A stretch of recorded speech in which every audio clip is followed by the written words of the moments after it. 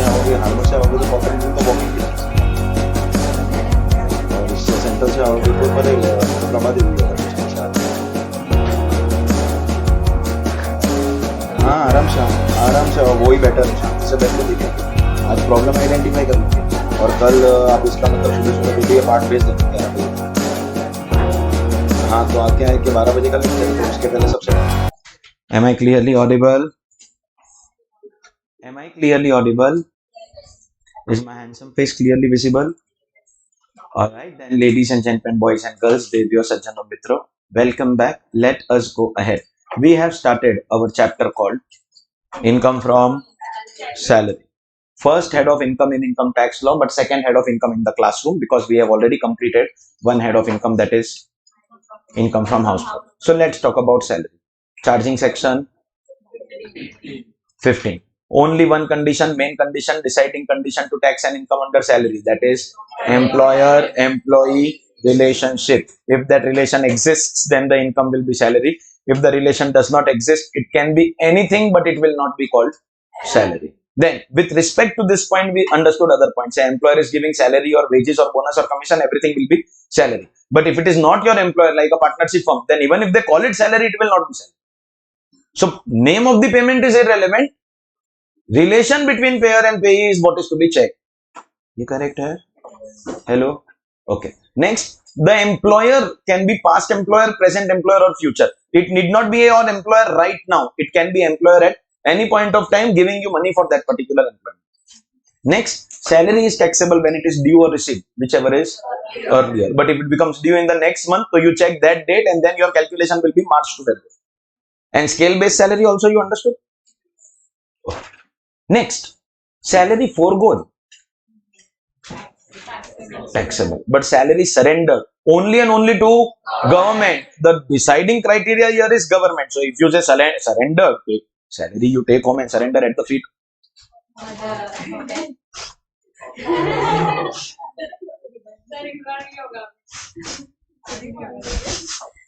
Feet of your goddess. हाँ वो बराबर है,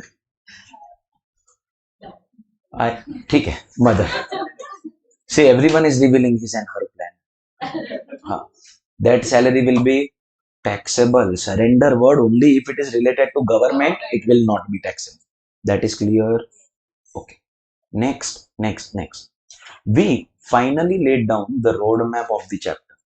This is what we have to learn in the chapter. This is very important because this discussion will decide what we will be learning for the next 3-4 lectures. Over and above salary, every employer will give you two things. What are those two things? Allowances and perquisites. What are the two common things between allowances and perquisites? One, they are both over and above. Two, they are both. But what is the difference? Allowances are monetary. So if your boss says, take this money, boss can give you money for any purpose and the names are self-explanatory. For example, house rent allowance is to pay rent.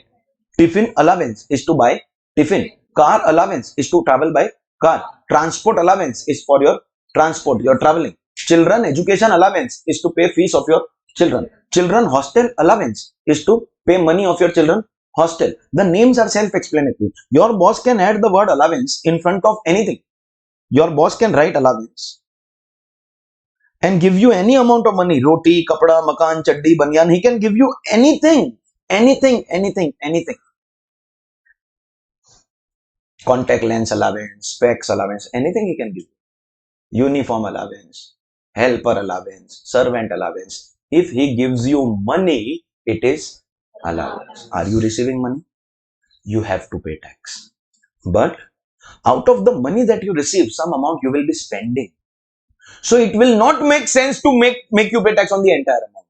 And thus, whatever is the allowance that you have received, we will always write it in the inner column because a portion of this allowance is going to be exempt under section 10 and we have to pay tax only on this amount. So my first question is, are we interested in this amount? Because we are calculating entity. We want this, but question will give us this. So question will give us A, we want C, and therefore in the classroom we will learn how to calculate the amount which is exempt. When we are learning the concept of allowance, we are going to solve a sum to learn how to calculate which amount? The exempt amount. This amount you will have to reduce from the received amount, which will be of course given to you, and this will give you your taxable amount. That is the first part of the chapter.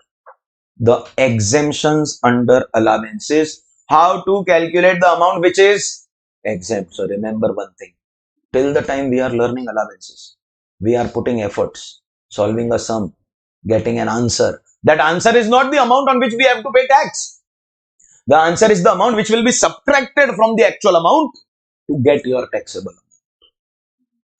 So allowances mein we will learn exemptions and all are section 10. So we did not do all the section 10 exemptions in exempt income. Some are chapter specific. We will learn them here. And with this we will go to the second part of the chapter after we complete allowances. Allowance is smaller part. Perquisite is the bigger part. Second part of the chapter, perquisites, in short also popularly known as perks. They are also over and above salary. They are also taxable, but they are non-monetary in nature. If your boss says, take this money, pay rent of your house, that is house rent allowance. But if your boss gives you, I already showed you, a key, then what? Go stay in that house. If you take that house with your own money by your own self, will you incur some rental expense? But because your boss is giving you, are you saving that? Your saving is your profit. You are saving expenses. Think about it. If you save on some expense, it is as good as earning income. There is a famous sentence that you should have, or somebody must have told you in accounts, costing or FM. Prevention of outflow is inflow. You heard this statement? Saving an expense is like earning income. There are two ways of making profits. Increase sales or reduce cost. So if you are saving the cost of rent because your boss is giving you, are you making an extra profit? Yes. Pay tax on that savings. It is like your saving is your income. So whatever you have saved because your boss has given you the house, whatever you have saved because your boss has given you the car, your boss took admission of your children in a school. Boss didn't give you money, take this money, pay fees. If he gives money, it becomes allowance. Boss says, don't worry, I have taken admission. You just send your children. So you won't get money. But are you still saving money? That is purpose. So here we simply have to go and learn the valuation of the taxable amount, where logic is very simple. If the boss did not provide, then I will have to pay. Then how much I will have to pay? Is that what I am saving? That's my saving and that's my profit, and that will be added in my income. So simply put, under perquisite, we solve a sum, we get an answer, and the answer that we get here is directly to be added in your income, the taxable answer. Conclusion is simple. If you understand this, I will go ahead. Under allowances, we will learn amount which is exempt. Under perquisites, we will learn amount which is taxable. Allowances will teach us exempt amount and perquisite will teach us taxable. Is that understood by everyone? So these are the two parts of the chapter that we have to study. If we complete these two parts, chapter will get.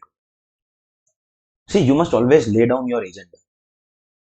Today I will do this, tomorrow I will do this, I'll complete my tax subject, then I'll complete this, then I'll complete my accounts, I'll complete my, in this May attempt, I have to complete these many mock test papers. On this particular date, my inter-car result will come. Before that, I will complete my IT, my OC. On this date, I will start my articleship. Therefore, on this date, I will complete my articleship. During those 2 years, these months I will do FR, these months I will do FM. I will parallelly complete my SPOM ka module in the first year. Second year I will study DTI, DT audit because they have amendments. After that, when my articleship will get over, my coaching will get over, then I will have at least 6-7 months of self-study and writing mock test papers. Then I will be prepared for that particular attempt of final. On this date, I will become a CA. Then on this date, I will get engaged. I will get married, uncle.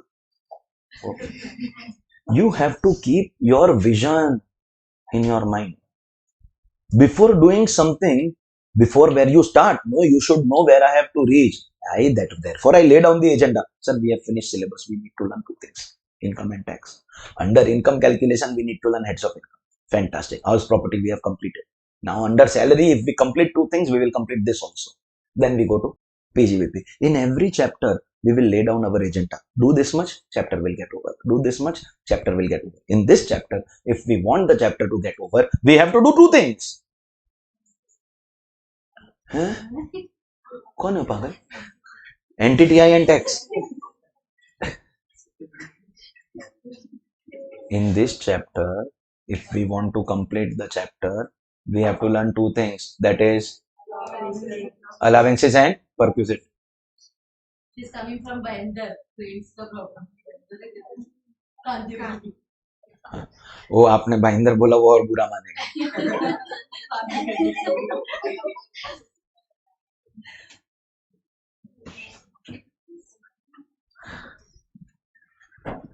You make fun of Bahinder? Never. Never make, I told you, never make fun of people on the basis of their location. You never know, one day you might have to go beyond that. Haan. The only thing people of this area know about Badlapur is that it was a Varun Dhawan movie. उसमें song कौन सा था famous in that movie? Dehli. That was Badlapur only, no? हाँ सीखा मैंने जीना. That was Badlapur only, no? हाँ. I distinctly remember in that scene, in one of the scenes, the traffic police catches him. Police catches him in the middle of the night, and the police is asking him, like in Marathi, "Get liya?" Then he's like, "No, sir, murder kill." And the policeman laughs and leaves him, but he had actually done a murder before. No problem. Atif Aslam, bro, the legend. Now काम धंधा. So you finish two things. क्या two things? Allowances and perquisites. The chapter will get over. Under allowances, we will learn how to calculate the amount which is exempt, and under perquisite, we will learn how to calculate the amount which is taxable. Are we clear? Fantastic. This is how we are going to do computation of income from salary. Every head of income has to have a pro forma, a format, a manner of solving. This is the presentation of this chapter. Every chapter has its own presentation. So house property had GAV, municipal tax, NAV, standard deduction, interest deduction. That was first time, but now you are used to it. So now you understand that a similar format will be made for every chapter for their respective calculation. Salary will also be calculated in particulars and two amount columns. First thing that we will always take is something called basic salary. First thing that we will always take is basic salary. Basic salary is basically that amount, that minimum amount for which you agree to do that job. First thing that an employer or employee, discuss with each other is how much minimum you will pay. Over and above this, whatever you give, that's a separate thing. But to start with, what is the minimum thing? That amount is known as basic salary. Where am I writing it? Am I writing it in the outer column? Please understand. If I write any amount in the inner column, it means that this amount is not fully taxable. From this amount, I will subtract something. That is the amount which is exempt and get the taxable amount. But when I write an amount directly in the outer column, what does it mean? What does it signify? Indicate that this amount is fully taxable. So very important thing that you learn for your general knowledge, exam of course, general knowledge, that whatever salary you earn, that basic salary does not have any exemption. That amount has to be fully taxable. Whether you start with your monthly salary of 20, 40, 50,000, or you as a qualified chartered accountant, irrespective of number of attempts, 80,000 to 1 lakh is the minimum. Matlab multiple attempts and dummy articleship and all that also you do only with CA ka degree 60, 70,000 I can get. Little knowledge, good area ka, some area ka knowledge in articleship, 70, 80,000. First attempt, I bring it up to 1 lakh, and first attempt with rank, I take it further. Only the starting amount. Matlab you don't think about, sir, 1 lakh mein kya hoega, sir. It is the starting amount. Every 2 years, you can get an increment of 20, 30%. And if your work ethics are good, in 5 years, it can become double, triple also. One thing current generation does not understand is loyalty with organization. Like I told, my brother changes job every 2 years. And he started company only to sell it. And here it is me. Years and years and years and years, I am stuck with the same organization without any increment, without any timely payment. I am stuck with the same organization for years.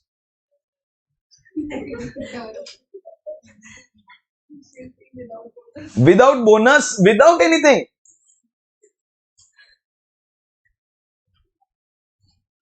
Bro, I am lucky enough if I get my remuneration on time for completing the batch. But current generation does not understand that. Fair enough, choice is yours. But there is always going to be some minimum amount with which you start your job that is known as basic salary, and that is going to be fully taxable because you observe carefully, we are writing it directly in the outer column. So this is only a pro forma, we are not writing any amount. You all understand format, no? Pro formas. Similar to house property, we are doing the same thing here. Next, over and above salary, you get two things. Different types of allowances and different types of perquisites. While allowances and perquisites will be a part of it, one of the allowances in salary chapter is a very, very, very, very important concept for your real life knowledge and exam knowledge. If there is ever a question on income from salary, ever, will come, of course, because just to let you know, salary, house property are removed from CA final syllabus. Removed. In any case, when they were there also, last time salary ka question came was 2011. Last time house property ka question came was 2014. So they never asked, but it was there in the module. So we had to teach the CA final students also. Let me tell you, this is not marketing so that you take admission with me in CA final class. This is fact. Because if I am good, you have to take admission. Though that is not a criteria. I have to do good as far as my work is concerned, and that is my controllable. Whether you come again or no, that is your choice. But if I do good work, you will come. Simple. I wish your brother all the best for your exam. He replies, see you in CA finals. But that is his confidence, not my confidence. In the entire country, there is only one, I'll not say classroom because I work with multiple classes. So I have to say one faculty who will teach you also your CA inter chapters. That is PGBP, capital gain, clubbing, set off, deductions, all of them, even in CA final.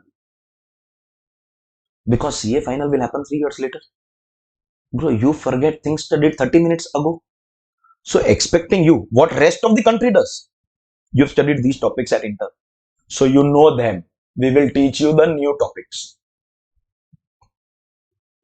That syllabus is as big as this syllabus. Final syllabus is double of inter now. So they teach only the other half, assuming that you already know. Because they have timing ka pressure from the coaching classes that you have to finish your batch in these many hours. You won't get paid extra if you take more hours. I also don't get paid extra. But I can't do the injustice because I know my students. I know my students, in general CA students, they are short-term memory loss. They are Amir Khan ka Gajni personified. They forget things every few minutes. So expecting you to remember these concepts 3 years later. Plus we have auntie. What is the probability of the law remaining same after 3 years? I can't take chance. I have always been teaching all these topics. Salary, house property now removed. So theek hai. I don't have to because they are removed from syllabus. So if at all salary has to come in CA exam, inter is the only place.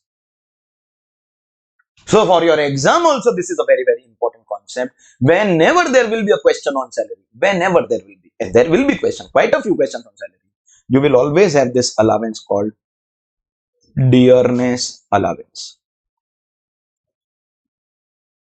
You will always have this one allowance called dearness. The moment we say allowance, it means it is money, money, money, money. Now, what is it for? Because an allowance like tiffin allowance or house rent allowance or car allowance, children education allowance, the meaning does not require explanation. Sir, but what is this thing called dearness allowance? See, one word can have multiple meanings. Okay, the word dear have multiple meanings. Ek to one is that dear, huh? Salman Khan wala, not that dear. Someone said Hiran. He said it, no? Chotu, what's your name? The second minor child of this class. What's your name? Adnan. Surname? Kazi bolna. So what do you mean by KAZI? Kazi. Bro, I am taking your name publicly on record. Recording mein you are going. People will remember you forever and ever. You will be the second most person who is famous in taxation. Second you one of Adnan, minor child. Okay, happy? Divided? But you still remain. It is not that Salman Khan wala deer. That is DEER, bro. One meaning of the word deer, especially all the females, on social media, people message, hi dear, nice pic.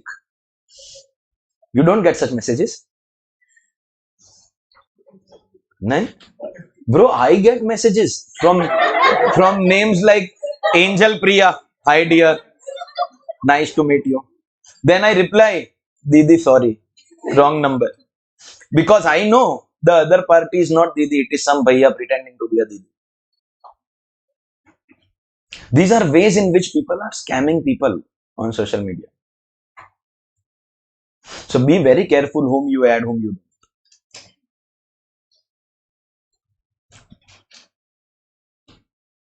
This is not that dear. Huh? My dear, oh dear, this dear. No, no, no. There is one more meaning of this word dear. When something becomes expensive, costly, we will say the prices of commodities are becoming dearer day by day, expensive day by day. This dear is that dear. Inflation will result in additional cost of living. Supposingly you have been given a job at scale-based salary, 25,000, 1,000, 30,000. That means every year you will get increment of 1,000 rupees. 25,000 you join your job. At that time, things were less expensive. In 15, 20,000 you were able to run your household. So you had savings. Now next year your salary became only 26. But your landlord has increased rent by 10,000 rupees. Prices of fruits and vegetables have increased. Prices of fuel, petrol, gold have increased. So your increment of 1,000 rupees is not matching that increase in cost of living. And some to don't get that increment also. So now you go and tell your boss, sir, as per contract, salary will be 1,000 rupees extra. So 25, next year it will become 26. But this 26 is not enough for me to run my family. You will have to give me something extra over and above the basic salary, which you are increasing by 1,000 rupees every year.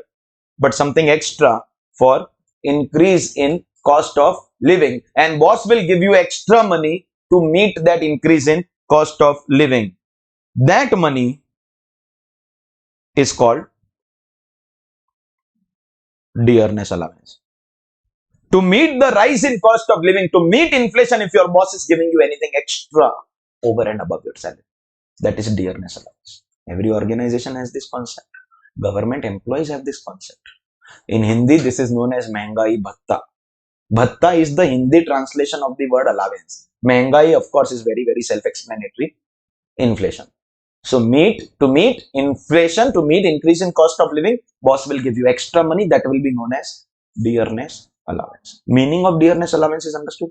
Everyone? Allowance ka meaning you already know. So I had to now tell you only the meaning of dearness allowance, and it is monetary because it is allowance. Now, dearness allowance will be of two types. There is something called dearness allowance in terms, and there is something called dearness allowance not in terms. Dearness allowance in terms, dearness allowance not in terms. Observe the presentation first. I am writing dearness allowance in terms in the inner column. I am writing dearness allowance not in terms also in the inner column. And the total of the two of them I am taking in the outer column. Means I am taking this plus this both here. Which means, is this amount fully coming here? This amount also fully coming here? From this, am I giving any exemption? No. That means dearness allowance in terms is also fully taxable.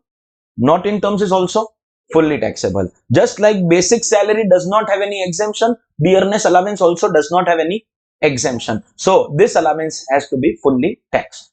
In terms also, not in terms also. Have you understood the meaning of allowance? Then dearness allowance, and understood that both the type of dearness allowance, in terms allowance as well as not in terms allowance, both of them are fully taxable. We will write both of them in the outer column. So both are fully taxable. There is no exemption. So shall we go ahead to point 3? एक minute, एक minute. You said yes. Tell me what is DA in terms. You said let's go ahead. I asked, shall we go ahead? You said yes. I don't lie. You said no. So now tell me what is DA in terms. Acha, tell me what is not it. Nahin. So you can't go ahead. You can't go ahead without knowing the meaning. Then it will only become a mechanical learning class.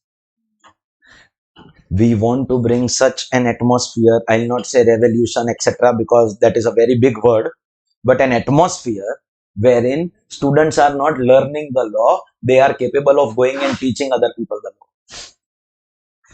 Students are not learning the law for appearing for exam. Students are going and helping people solve problems, even their seniors. I take pride in saying that my students clear inter, join articleship and solve doubts of their seniors. My students, newly qualified CAs, they solve doubts of their practicing partners, their senior managers in taxation because of conceptual clarity. We want an atmosphere where you are not giving interview. If the interviewer is asking you questions on tax, you confuse the interviewer by cross questioning. Because a lot of people clear CA only for exam purposes. And I have been from day one telling you one thing. If exam is your target, then you have probably chosen the wrong professor. I know you have not chosen the professor. The coaching class has forced upon the professor on you. But then, this is a wrong choice if exam is your only objective. If you want to make a career, if you want to show off in front of the world your knowledge in your articleship, in your post qualification, then this is probably the right place for you. And ye person to person, it depends. Some person have only one agenda, sir. Exam ka bolo na, sir. To hell with knowledge. We have to write total in the outer column. Let's go ahead. No, that is means I am not saying that you have to target knowledge always. It is your choice. I believe in targeting knowledge. If your agenda is nice, sir, I want a CA prefix in front of me so that when I am auctioned in the marriage market, that is better value. A lot of people do CA for that only. Better value they fetch in the marriage market. It increases your market price. So when your family auctions you with the CA degree, 1, 2, 3 sold, tuck at the strike of the hammer. So the bidding is always higher because you are CA. If that is your agenda, so become CA, no bro. 40-40 so you can manage anywhere in any subject. Aggregate you can manage in any of the subjects which you are good. Maybe accounts or FM or costing or practical subjects. Passing is very easy, provided your agenda is correct. Our target is rank, knowledge, etc. Therefore, we have to put that extra effort. So I don't know about you, but I will. By mistake, you said no. Chalo, let's go. I know. We will target knowledge. Sir, what do you mean by DA in terms? You join the job at 25,000. Is that basic salary? Boss says, over and above this basic salary, I will give you 5,000 to meet inflation. That 5,000 can be called as dearness allowance. Listen to this carefully. Now, things in the market become expensive by 2,000 or 20,000. I will give you 5,000. This extra only I am giving. Now you have to manage. So in your mind, you are set that whatever be inflation, I am going to get this much. That amount which is fixed from day one is DA in terms. Day one when you join, boss is saying fixed 25 basic plus fixed 5 DA. So to meet inflation, I am already giving you extra. Now things become expensive, bro. That you buy anything, no, you buy expensive stuff. That is not my responsibility. I am giving you an advance intimation that I will be giving 5,000 to meet inflation. Fixed from day one is in terms. So one more name. Now, meaning you've understood, no, whatever is fixed from day one. Now multiple names are given to this. Another name given to this is, you already wrote, no, in terms. You wrote DA in terms, not in terms, without leaving space. Space leave. Smart you are. That means you've started knowing that if I am leaving space, so you also have to leave space. So everyone. One more name given to this DA. DA forming part of basic salary. Think about it. Does this name make sense? If from day one he is giving you fixed 25 plus 5, 25 plus 5, it is as good as basic salary 30,000. Don't you think so? 25 plus for inflation extra 5. That means day one it is as good as basic salary of 30. You can actually say I am getting basic of 30. In any case, basic and DA both are taxable, as we observe. So one more name given to DA in terms is DA forming part of basic salary.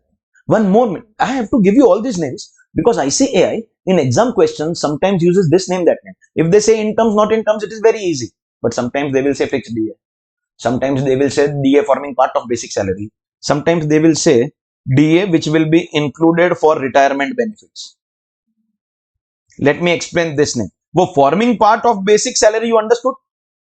As good as basic salary. Now what is this? When you are working, you are getting 25,000 basic and 5,000 DA fixed. After you retire, you get something called pension. You have brain to understand that your pension cannot be equal to your basic salary then. So everyone will retire today only. Pension will be a percentage of your salary. Example 10%. That means when you are working, you will get 25,000. After retirement, every month we will give you 2,500. No, sir. We will give you 3,000. How? 25,000 plus 5,000 ka 10%. Means this DA is such DA, it is as good as basic salary. So calculation of retirement benefit also this DA will be taken into consideration. That DA is called DA in terms. The day one fixed DA. The DA which is as good as basic salary. The DA which will be included for calculation of your retirement benefit will be called DA in terms. And of course, then not in terms means what? Anything which is not fixed. So you join the job at 25,000. After 1 year, you say, sir, now 26 is not enough. Boss is like, okay, I'll give you 7,000 more. So 26 plus 7. Something which was decided later. It was not fixed from day one. It is not as good as from day one you will get extra salary. That DA will be called DA, not in terms. Of course, if you observe the tax treatment, it is same. Which of them is taxable, in terms or not in terms? Both. So tax treatment does not change. Both of them are fully taxable. So that way, in your calculation, it won't make any difference. But for your knowledge, it does make a difference. Any DA which is fixed from day one will be called DA in terms, which we count as good as basic salary and include for retirement benefit calculation. And any DA which is decided later will be called DA not in terms. Ultimately, total of them will be taxable. So, first amount on which we pay tax, basic salary. And there won't be a single question on salary. Challenge. Not a single question on income from salary which does not have DA. Because you won't find a single employee who does not get DA. Every employer prefers to give DA from the beginning only. Because once he decides to give you fixed DA from the beginning, then later whatever is the inflation, boss does not have to adjust it. That is your problem. Every employee except a tax professor gets dearness allowance for things becoming expensive. Kabhi to open the door and let the sound go outside, no bro. At least some point of time. Yesterday though it made sense to shout, but today will it make sense? Because I didn't check. I just came directly in the classroom.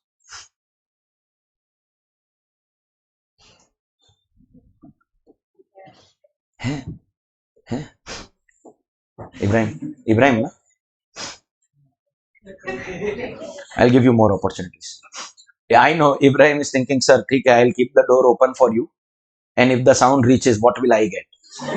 I had told you all to Google 194H, but none of you all did, right? Kia? What is 194H? Commission. See, I told you, no, never abuse anyone. Call them ATU. Never ask for share from anyone. So Ibrahim, open the door. Don't say, sir, what commission you will pay me. It does not sound good. Sir, how much 194H you will give me? Always talk in code language. And by the end, I will, make you all experts in taxation language.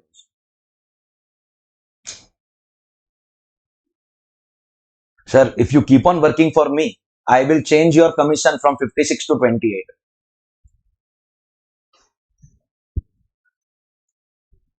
Too deep, bro. Kya? Array section, but from what to what? 56 to 28 means what? To other source to PGBP. I'll give you so much that it will not be your other source. It will become your. Abhi understood the depth of the statement, bro. This is code language. If you learn this language, you can actually talk, to people who know this language in front of people whom you want to talk in code language. We'll keep a separate session on this. You have a lot to learn from me other than tax. I get paid only for tax, and that is also too less.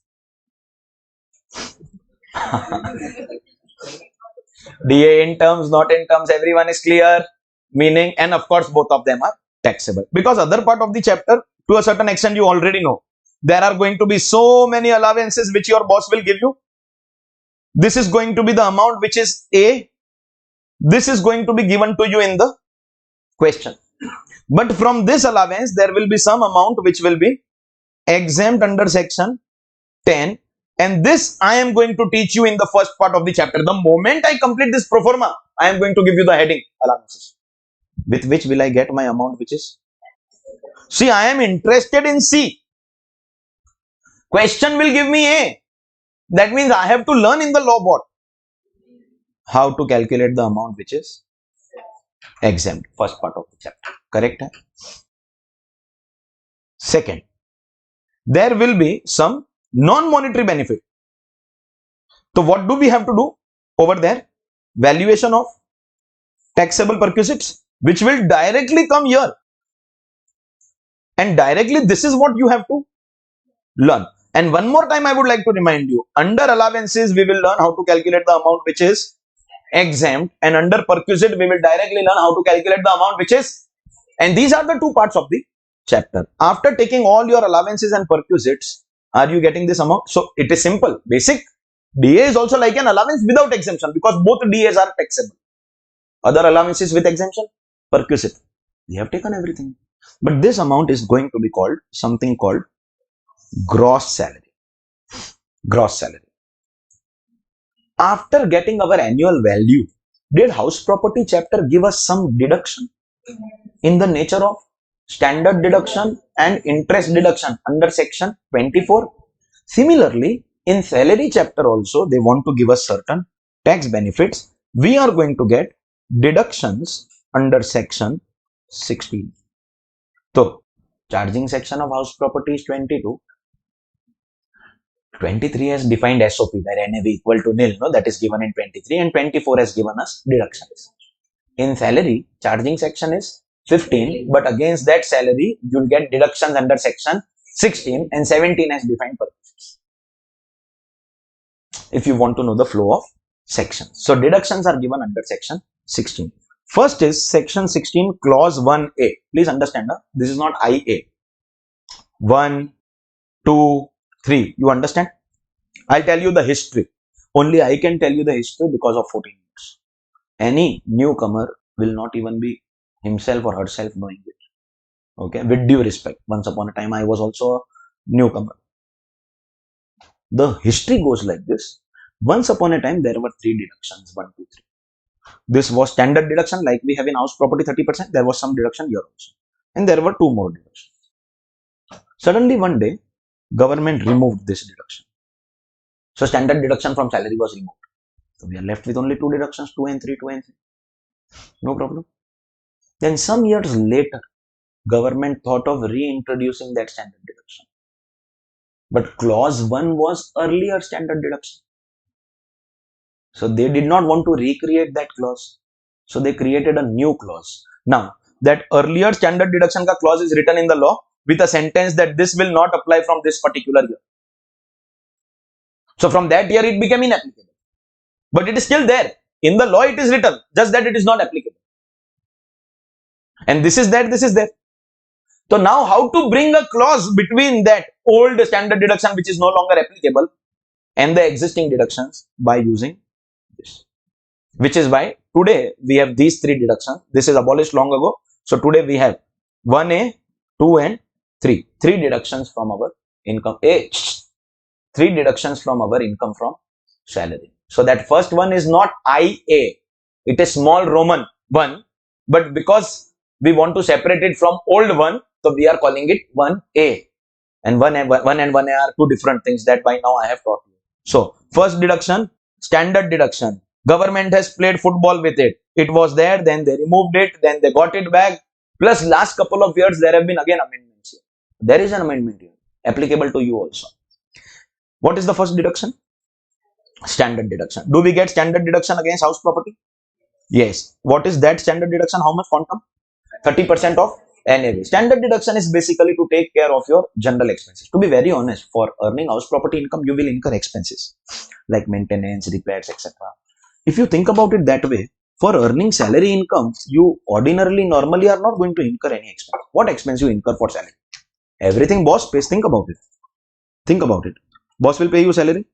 If boss is sending you to work somewhere, he will give you train ka ticket ka money, hotel ka stay ka money, food ka money. Everything boss is paying. You are never going to incur money from your own pocket. Maximum money that you will incur is for going from home to office and office to home. That you are not doing for your boss or a favor on him. That you are doing for yourself. So that way for salary, there is no expense that you incur. That way salary does not deserve also any standard deduction. Was the logic why they removed it. But then government wanted to be a little employee friendly because they are voters.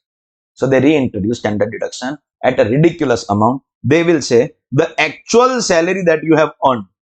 That means, can I say this amount? Or rupees, don't laugh. 50,000, whichever is full year ka total. Monthly 50,000 nahi hai. Total annual amount 50,000. Matlab, if your actual annual total salary is 36,000, bro, you earn 3,000 rupees per month. So you get full standard deduction. But if your actual annual salary is 36 lakhs, so 50,000 is your standard deduction. Whatever be, this can be crores of rupees. Bro, one day you become a CA, go join a company. You get, after few years, the CEO, the CFO, the Chief Operating Officer ka post, you will be taking home crores of rupees. Whatever I tell you, no, 80,000 or 1 lakh or etc. That is only starting figure. At the top level, CAs are taking home crores of rupees. There is a TV show on Sony Live called Shark Tank. Well, people are investing in other people's business. All of them are making losses in their own business. They ask other people, what's the sales? What's your profit? What is your unit economics? What is your per unit cost? How much you have spent? Bro, your business is making loss. There are only two sharks who are making profits in their business. One is a shark called Aman Gupta. Another is a shark called Namita Thapar. And go check the educational qualification of both of them. Both of them are chartered accountants. All others are making losses, but they have investor money, so they are burning it. All these startups are loss making. One day they will come up with an IPO, public money will come, and finally public will cry. They don't have any business model. Startup India is basically don't earn, don't let anyone earn. Market disruption. That's it. Show me one of them, whether it is Zomato or Paytm or Ola or any one organization which is having profits. Whether it is Lenskart or anybody having profits. None of them, bro. They are burning investor money. It's a valuation game. So yes, you will be having crores of rupees ka salary. From the investor money, you take crores of rupees. Company is suffering losses, you exit. Join another company to again take crores of rupees. Deduction will be 50,000 rupees. Deduction will be 50,000 rupees. Actual salary or 50,000, whichever is. Actual total annual salary or 50,000, whichever is lower. So in house property, the standard deduction is in percentage form. But in salary, it is in rupees. Is that clear? This is how they reintroduced standard deduction. Everyone is with me? Now, are we aware that there are two regimes of taxation, old regime and new regime? The difference is that auntie is saying people are putting pressure on me to reduce tax rates. But there are so many tax benefits that you are taking. Tax benefit in the form of exemption and deduction. You are reducing your income and you still want me to reduce tax. It can't be like that. If you are ready to leave some exemptions and deductions, so your income will increase. On that, I am ready to reduce tax. I did not teach you tax rates at the beginning because you are not aware of all those exemptions and deductions. Right now, if I teach you, certain things will make sense to you. That if you want to pay tax in new regime, you will not get SEZ ka deduction. You will not get MP, MLA ka 10, 17 ka exemption. These things are making sense to you. You will not get SOP interest deduction. Only LOP you will get because you are showing profit. SOP is always a loss. You won't get deduction. You are understanding now? Because we have studied. Now, if I tell you, you will not get HRA ka exemption, you will not get leave travel allowance ka exemption, you will not get 1014 ka exemption, you will not get minor child ka 1032 ka exemption, you will not get additional depreciation in PGBP. So these things will not make sense to you. Which is why new regime can be studied only after your syllabus gets over. Because while learning NTTI, we know the deductions and exemptions.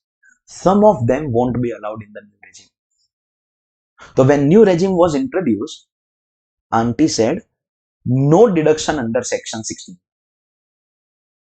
Means this standard deduction, this, allow me to call it Garib, Bhikari, poor, beggar deduction of 50,000 was allowed only in the old regime. New regime not allowed.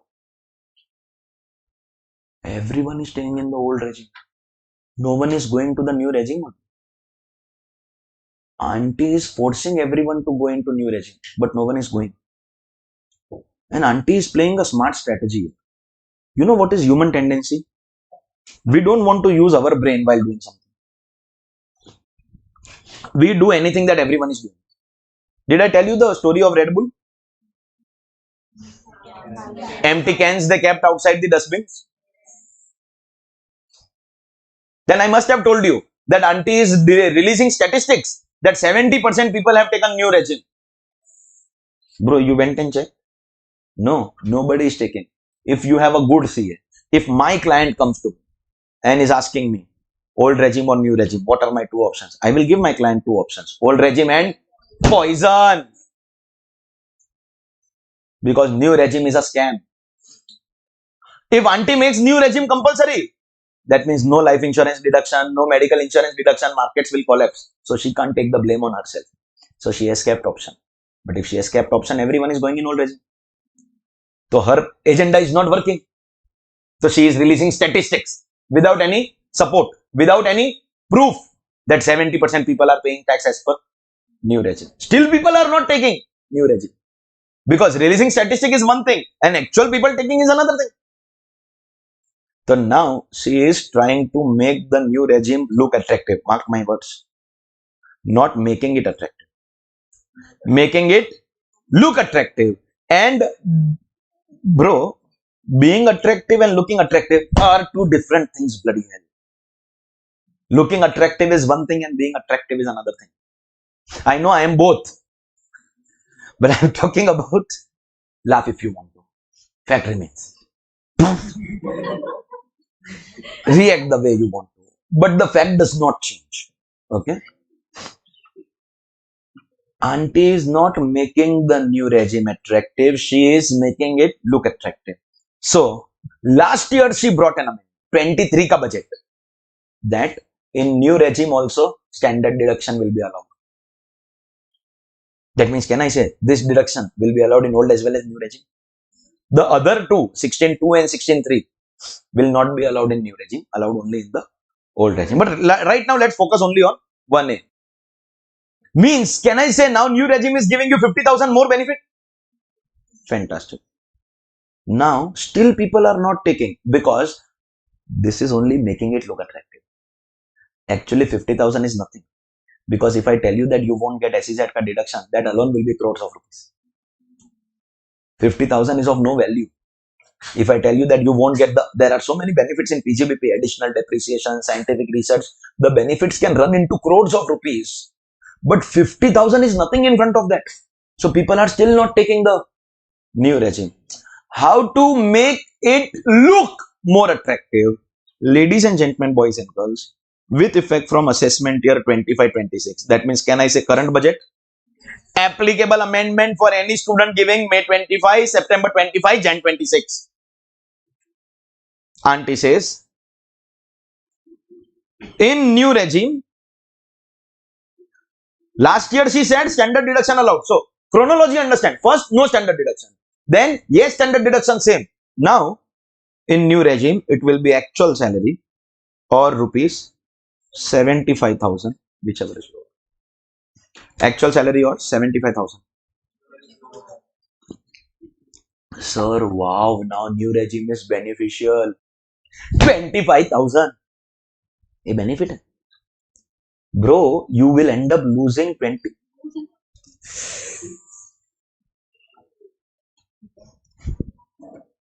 Sorry. I won't do it again. Sorry.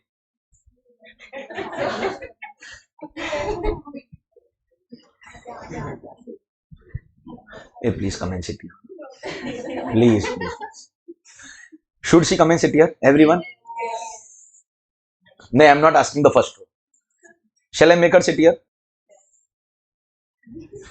Because I need. Yeah. I need some. This is gypsum. But height mein it is not comfortable. This I can't hit because again my tab will come. Yeah. This is working. Sound is coming. Korchu.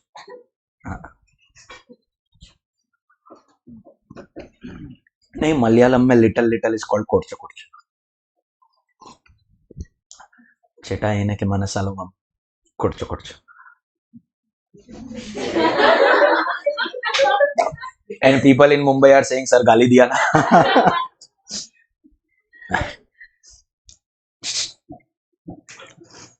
25,000 rupees and bro that also is in income calculation. Please understand what will be the tax savings. If you are in 0% rate, there is no saving. If you are in 5% rate, you will save only 5% of 25,000. Income calculation mein 25,000 will be reduced, but in tax we will apply the rate and find out savings. No, the highest tax rate is 30%. So the highest savings will be 25,000 ka 30%. Bro, you are going to save tax of 7,500 and lose crores of rupees. New regime is the biggest scam of independent India after demonetization, of course. GST also. Bro, how many? Sorry, no end to that list. You've seen Antika GST memes, no? You've not seen Antika GST memes? You can simply Google anti-GST jokes.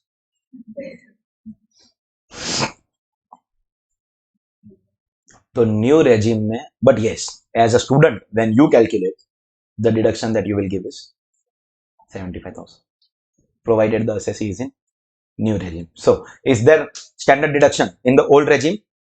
Maximum 50,000. Maximum actual or 50. And is there standard deduction in the new regime? Maximum of 75,000. An amendment. And all the amendments that have come in 24 budget, that is your applicable budget, will be taught to you like this. Is this clear? Everyone? Fantastic. Two more. By the way, just to let you know, the second one and the third one are only allowed in the old regime. But currently, what is allowed in the old regime, what is allowed in the new regime can't be our agenda. Please understand. That agenda we can bring when we do tax rates. That okay, old rates, but following exemptions or deductions not allowed and therefore new rates. The only discussion I can do on old and new comparison is because of these two amounts and the amendment. So I have to do this discussion. But every individual thing, for example, did you observe in SEZ, I did not discuss allowed in old regime, not allowed in new regime, or MP MLA allowance, I did not discuss old new. Here, there are two different things here itself and therefore I had to discuss. I can't be discussing for every individual thing. SOP also I did not tell you at that time that SOP interest allowed only in old regime. One day when we go to old regime, new regime tax rates, we will study all of them at one place. So yes, but for your knowledge, I tell you in advance, 2 and 3 are allowed only in the old regime. So standard deduction is allowed in old or new? Both. Old maximum 50, new maximum 75. But 2 and 3 will be allowed only in old regime. First deduction is standard deduction. Second deduction, the deduction for entertainment allowance. The deduction for entertainment allowance. Sir, allowance means boss has given you money, and the name is self-explanatory. Boss has given you money for what? Entertainment. Yes, I do agree that entertainment is a very, very subjective word. Different people get entertainment doing different things. The place where your thoughts have gone right now shows how dirty you are. Bro, some people get entertainment in going and watching a match, cricket match in a stadium. I don't get entertainment in that because I go there. Even if you control yourself, you can't stop yourself. You end up screaming. Next day, you are down with a bad throat. And for some of us, the whole career depends on the throat. Plus, generally, these IPL matches are in April, May. The unbearable heat in the stadiums. I avoid. But then, there are exceptions. For example, if there is a match between Mumbai Indians and Kolkata Knight Riders, bro, I go to the stadium and I enjoy watching them lose. Personal reasons. If there was a match, India Australia World Cup final, Ahmedabad, once in a lifetime opportunity. For those of you all who don't know, 50 over one day World Cup takes slots, turns every 4 years. Now, for example, 23 might happen in India. So next maybe in England, and then one will happen in that West Indies wala part. Or one will happen in Australia, New Zealand. Every 4 years. मतलब Indian subcontinent का turn comes every 12 years. Last time World Cup final took place in India was 2011, which was Wankhede Stadium. If it is Mumbai, you had to win. But 2011, my pocket or my financial condition did not allow me to buy the ticket. I had friends who were very, very well-to-do, extremely rich families. They went to the stadium. They called me. I gave some excuse that I am not available. I have some work. But I didn't go for the match because I did not have money. And after 23, the next time it will happen is 35. 2035. Bro, I was 35 in 23. Confusing. 2035, you never know, bro. I am going to be there or not there, I don't know. After taking Covishield, one day I won't come to class. My news will come to class. And bro, please cry. I always tell people that if other than your family, 4 people don't cry, then you've not done anything in life. So if you get my news, and bro, I to stay very close to your house also, like walking distance. Just come as a pretend. Don't come and like, hey, don't come and do that, bro. Please. Otherwise, my dead body will react by saying, "Sorry, umra, jo kari."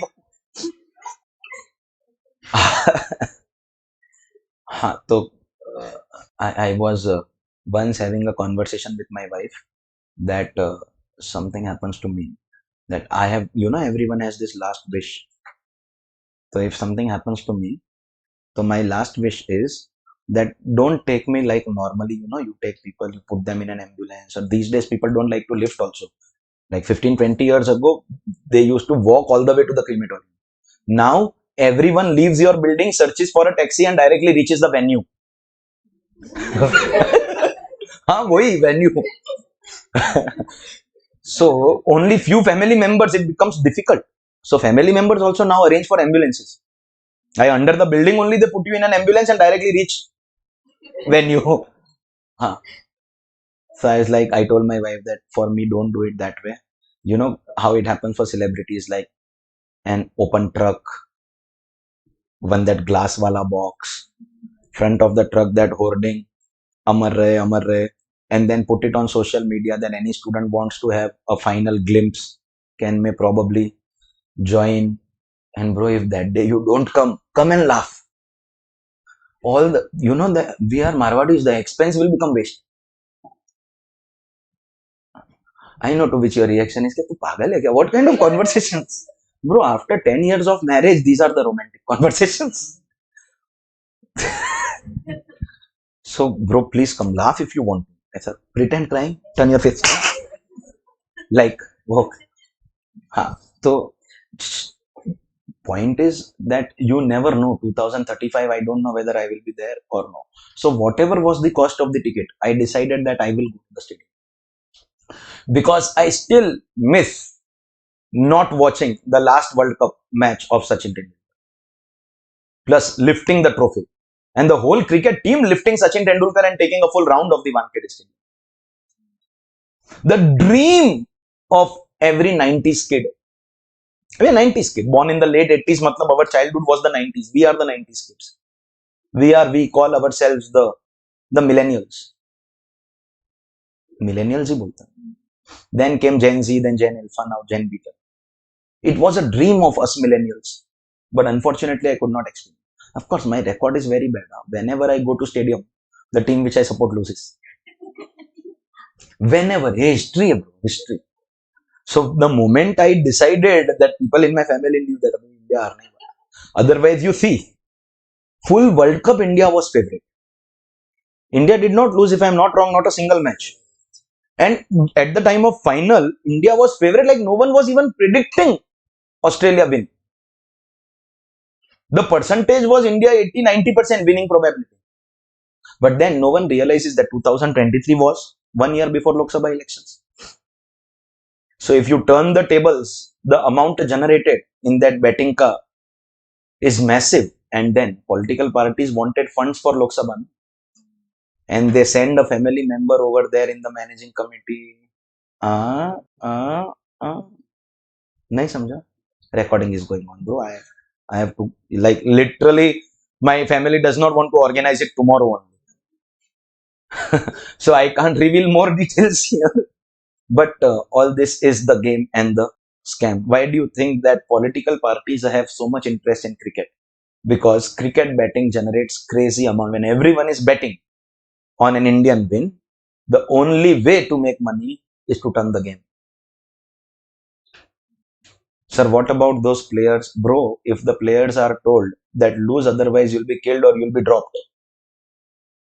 Once you are dropped, you lose your match revenue, you lose your popularity, you lose your advertisements, you lose everything. Bro, one match, no problem. And promise, next World Cup in the next few months, we will give you the victory. Don't worry. We have spoken to South Africa. And South Africa, we said, don't worry, lose here, we will give you World Test Championship.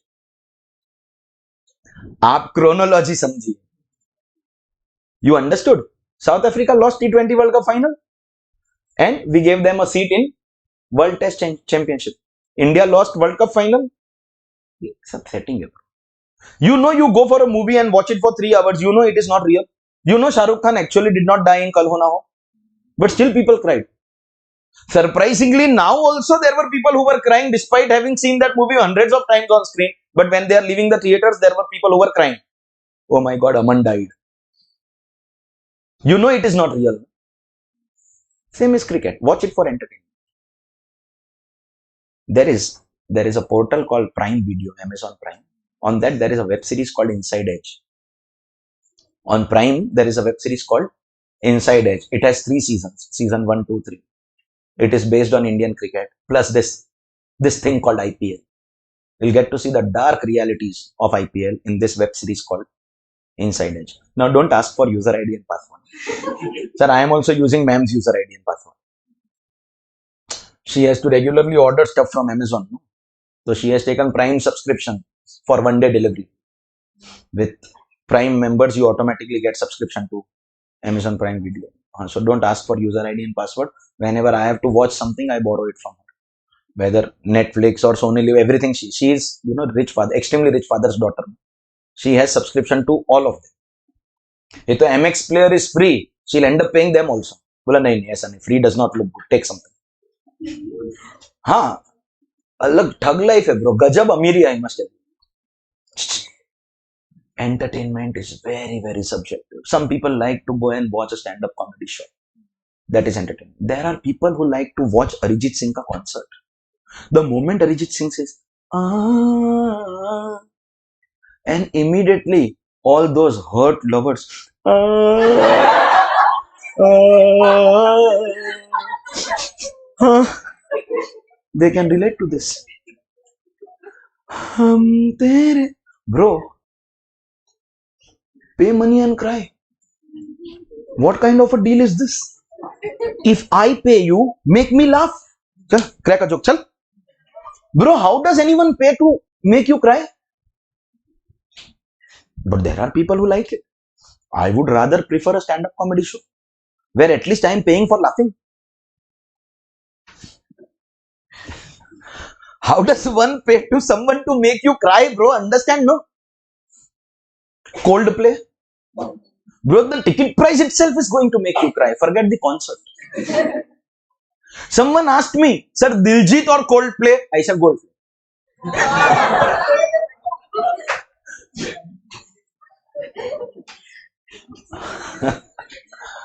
Sorry. But there are people who find entertainment in that.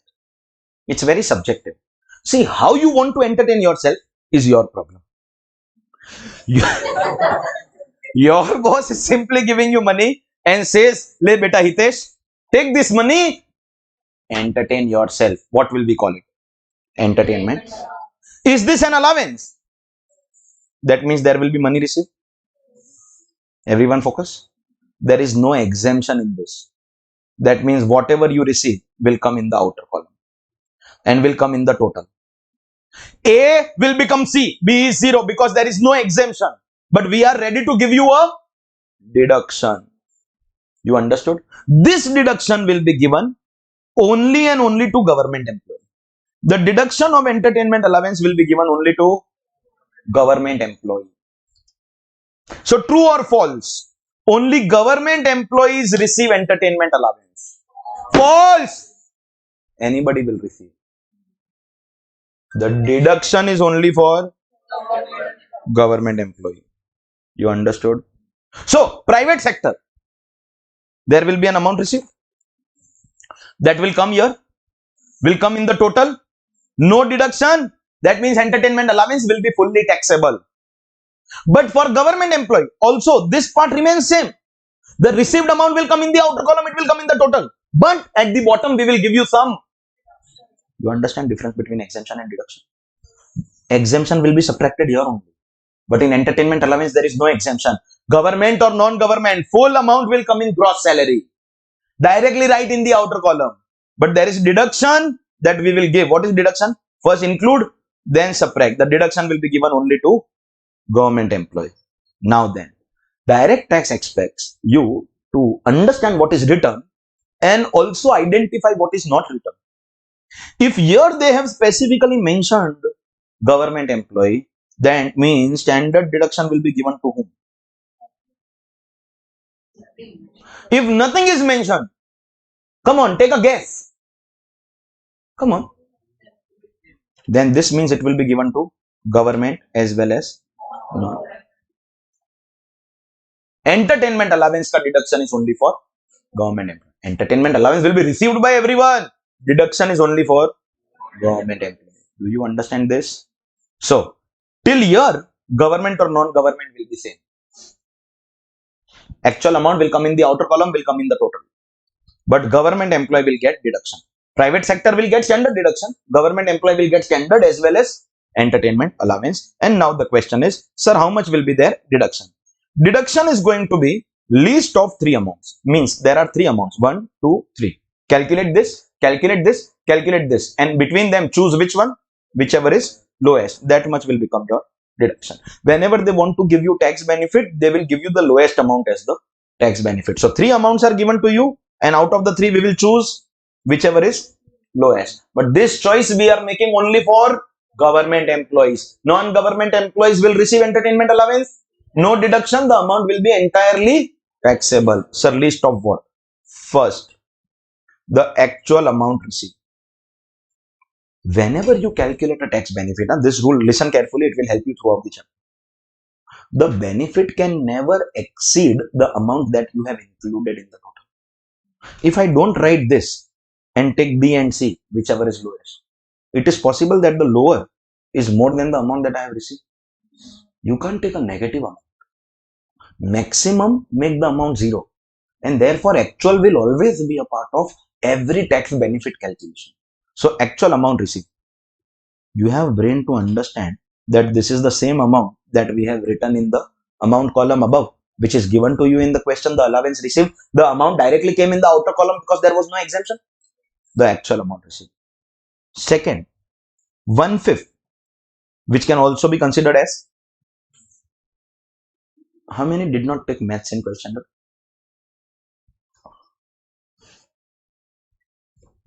But this is very easy to understand whether you take maths or not. 1/5 is same as 20%, you agree? Of your basic salary. So have you taken basic salary here? Take 20%, that is 1/5 of this basic salary. And third, rupees 5,000 per annum. Lol. The highest tax benefit, that also only for 5,000. Sir, why are you complicating the law? Don't give me, keep the money. Sir, take 5,000, I give you. No, example, I'm not giving. 5,000 is the highest benefit. So out of the three, whichever is, we have already said, least. Matlab, we are going to choose whichever is lowest only for government employees. So one last time, entertainment allowance will be received by government as well as non-government. Directly write the amount here. And for both of them, the amount will come in the total. So till now the tax treatment is same. Private sector tax treatment is over because there is no deduction. But government employee, there will be a deduction out of these three amounts, whichever is lowest. So true or false? Only government employees will get entertainment allowance. False. Only government employees will get deduction. Is that clear? Third and the last thing, professional tax. It is also known as tax on employment. Professional tax, also known as tax on employment, only if it is paid. This is somewhat similar to your municipal taxes. It can pertain to any year. Means 1 year you don't pay no deduction. Second year you don't pay no deduction. Third year you pay total of the 3 years. So you will get deduction of full.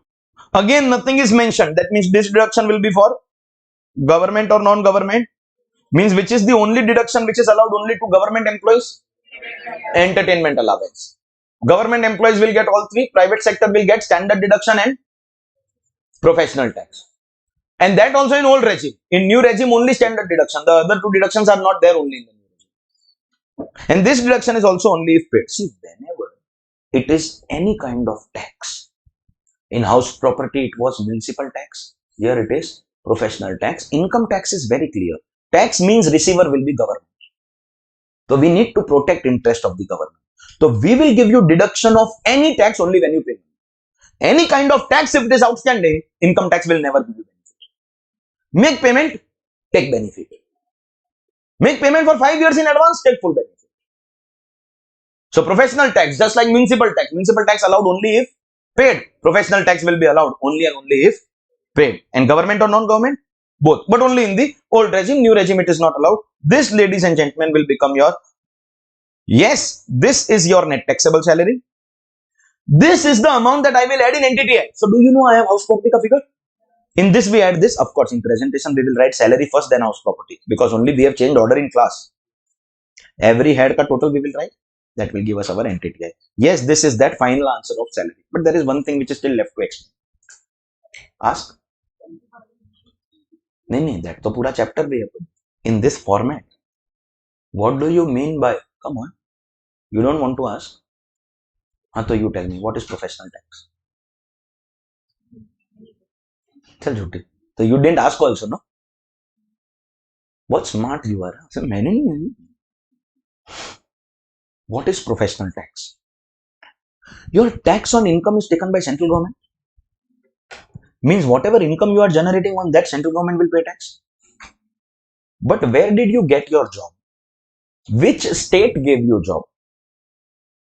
You are doing your job in Maharashtra, Gujarat, Rajasthan, Madhya Pradesh, Kerala, Tamil Nadu. Where?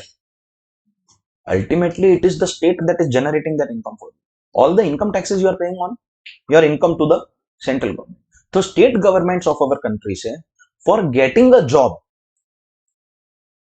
we will take some tax. If you are doing a job in my state, you have to give us something.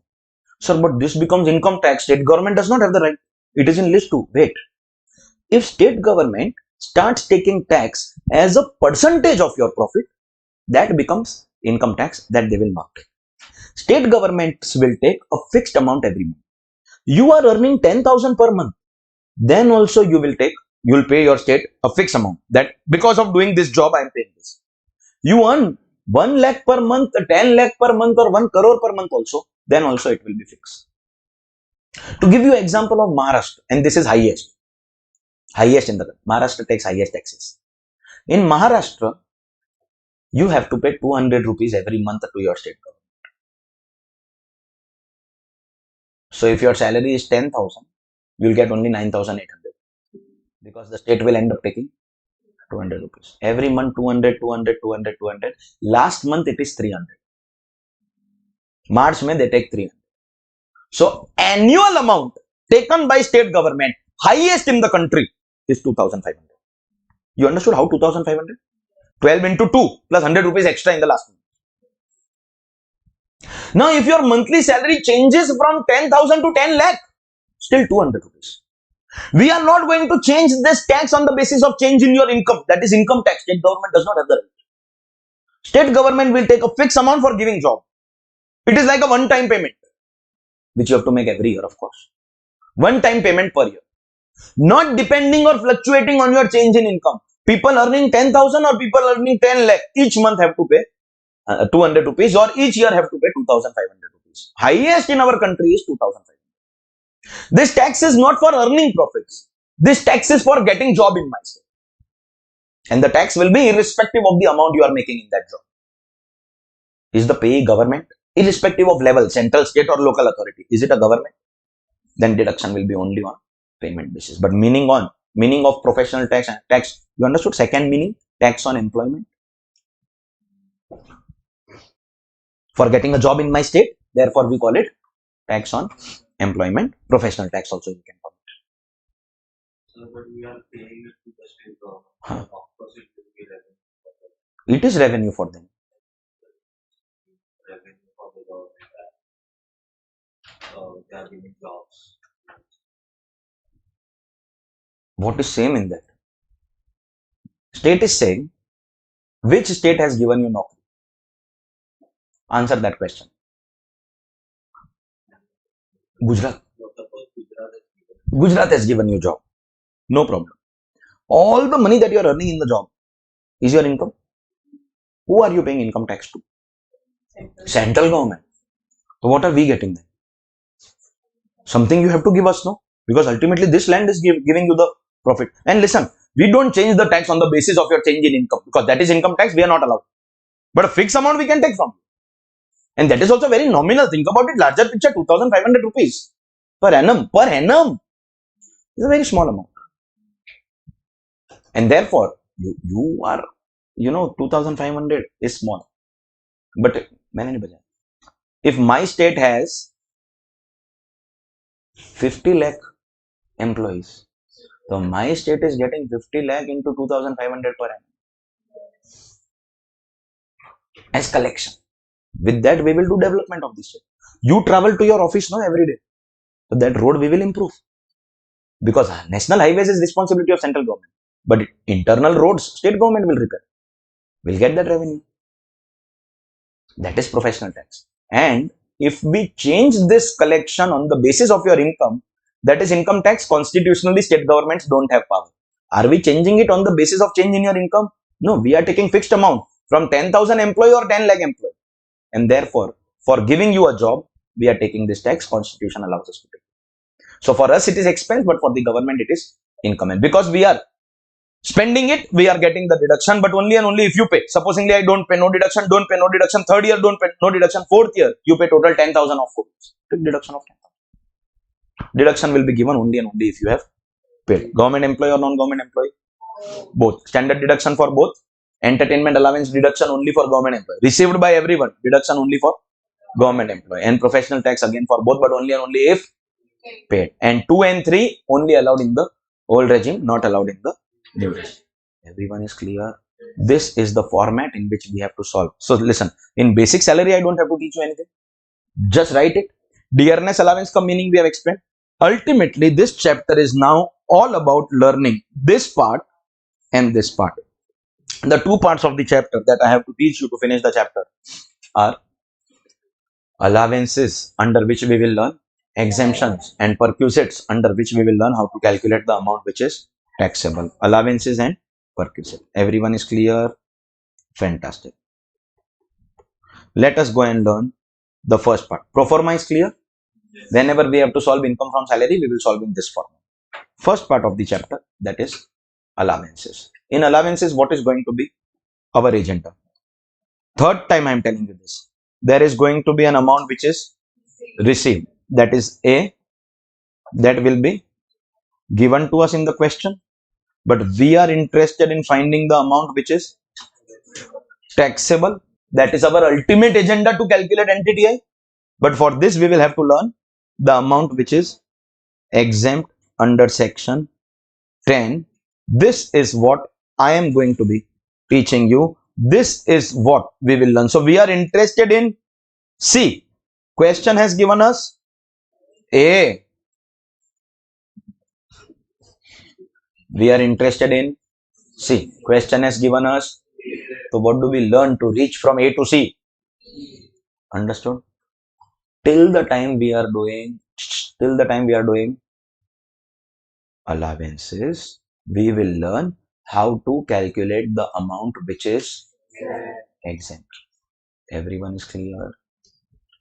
Fantastic. Ladies and gentlemen, first exemption, section 10.5. Now understand. We did 10.4, NRE account. We did 10.6, non-citizens. But 10.5 we did not, because we will cover here. 10.7 will also come here. So there are some clauses of section 10 which come directly in final. Some clauses which come in these chapters.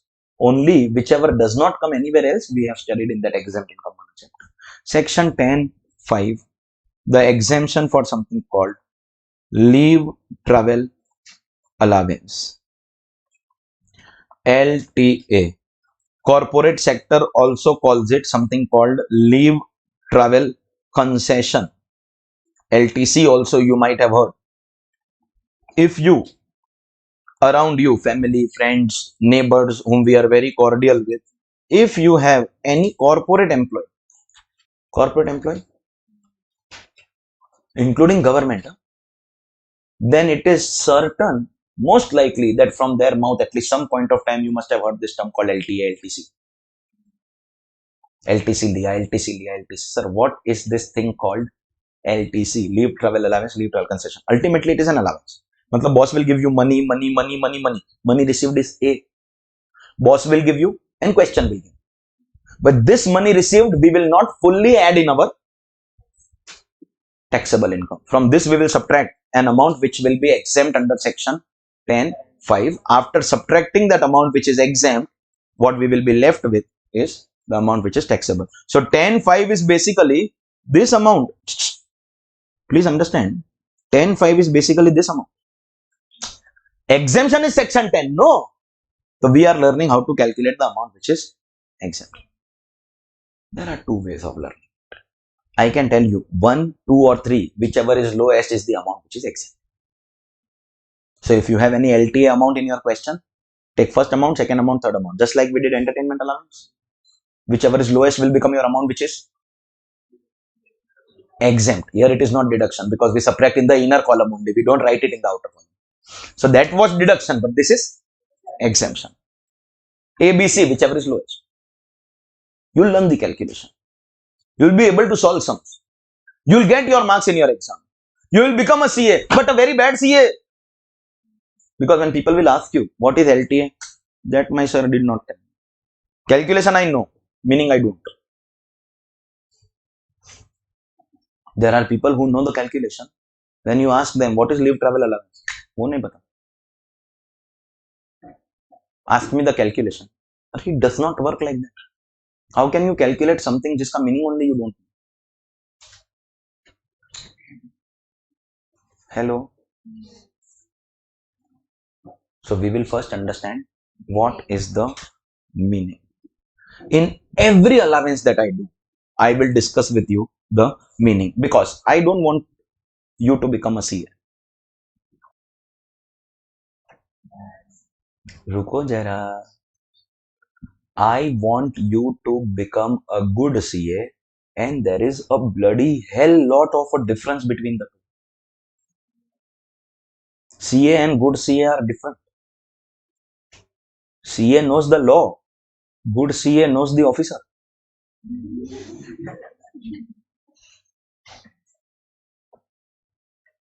Good CA knows how to twist or tweak the law for getting benefit to the client without knowing the officer.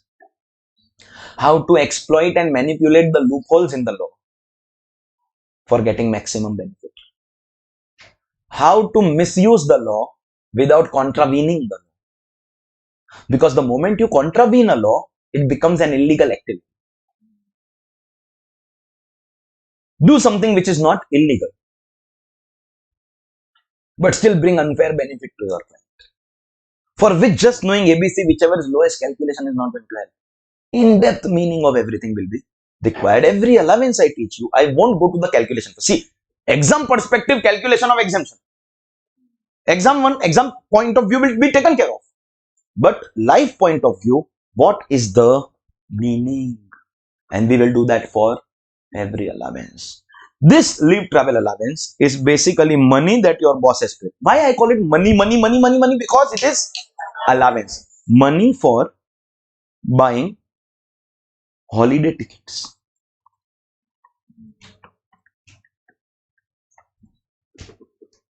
Are you an employee? You work extensively throughout the year for your company, organization, employer. Once in a while, you'd want to go on a holiday. For that, you have to buy tickets.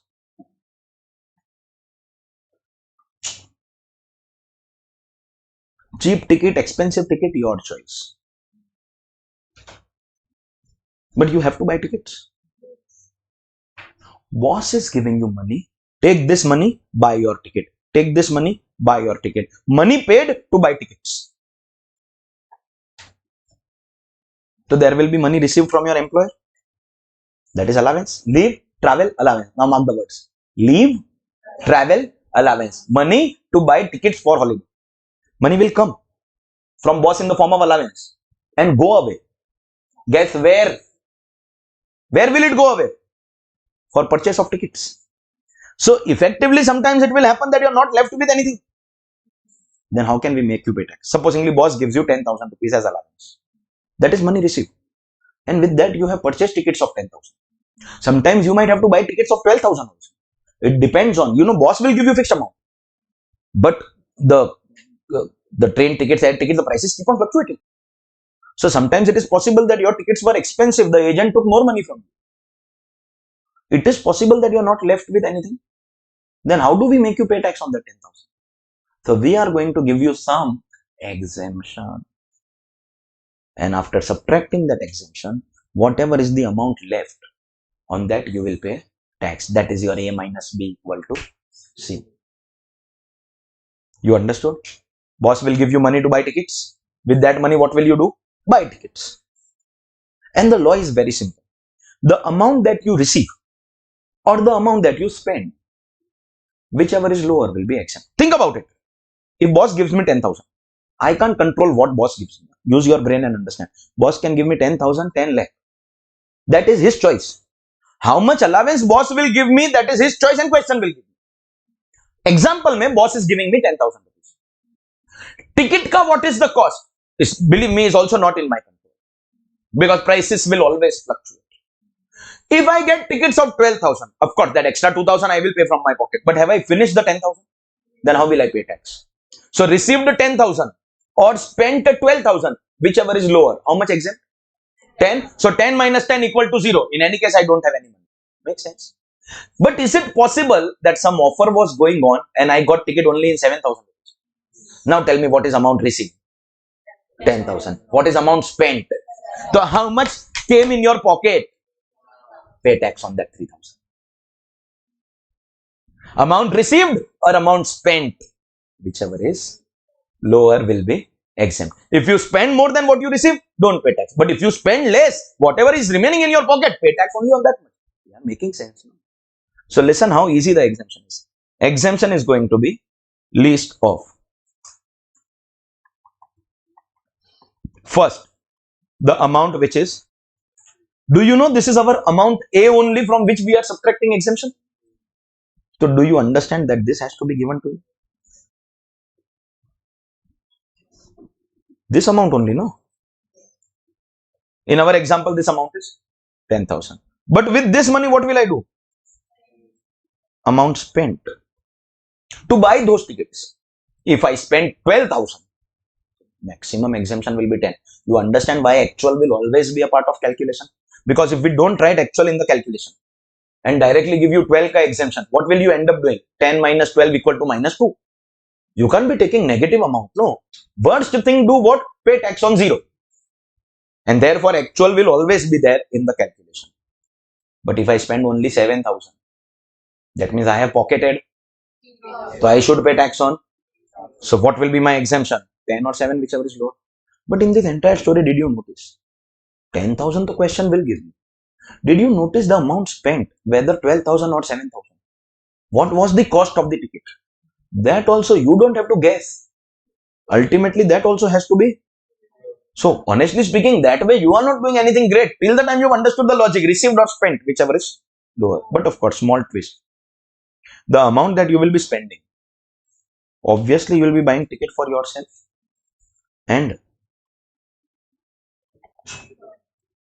bro, boss is giving you leave travel allowance. So, you will go on holiday. So, you will take your family with you now.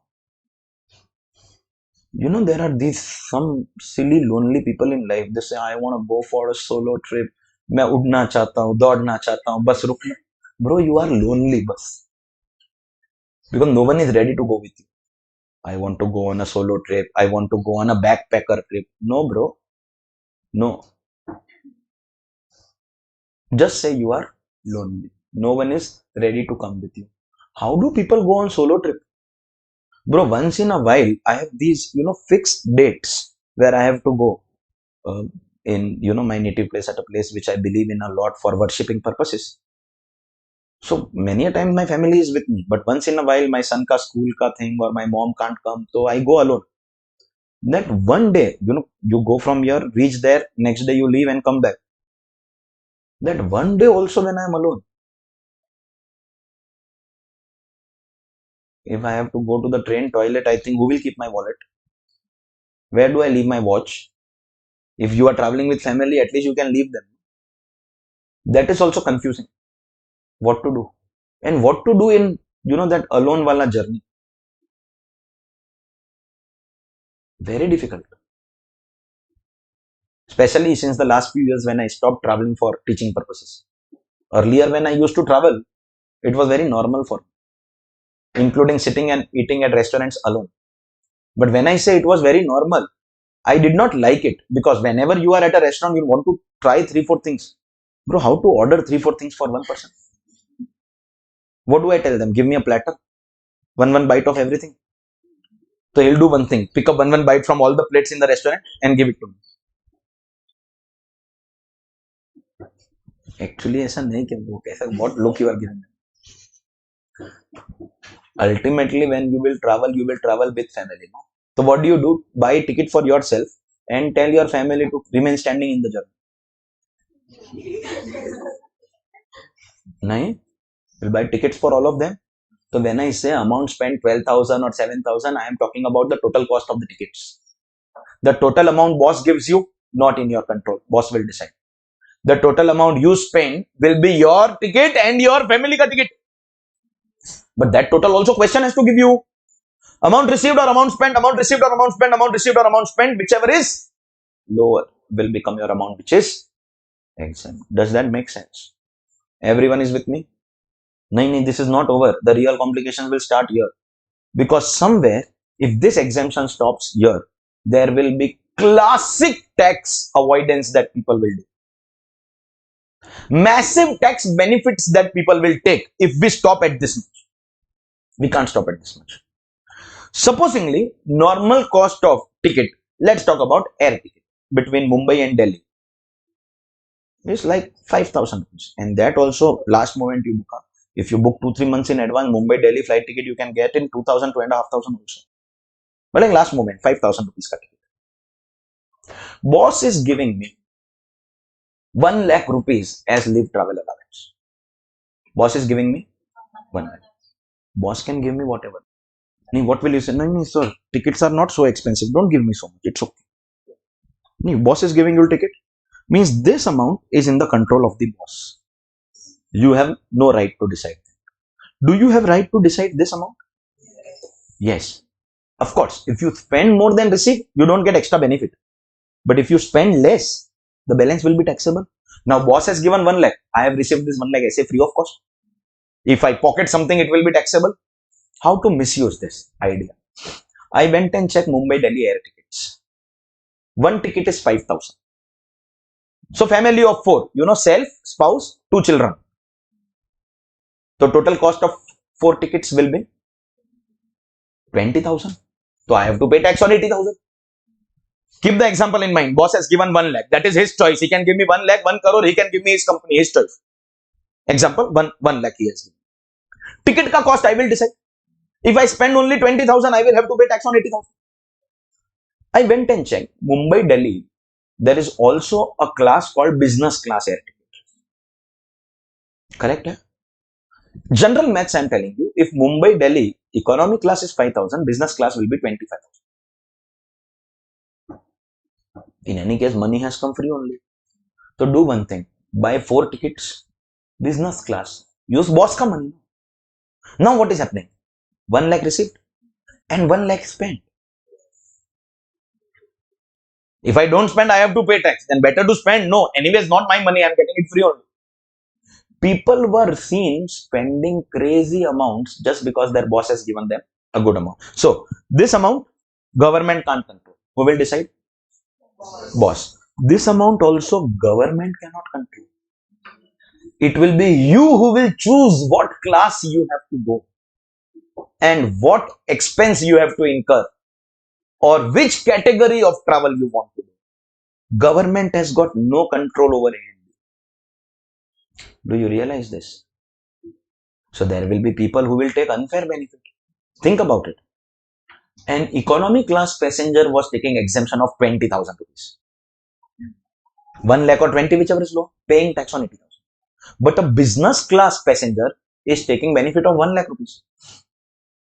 Just because you have chosen to buy an expensive ticket.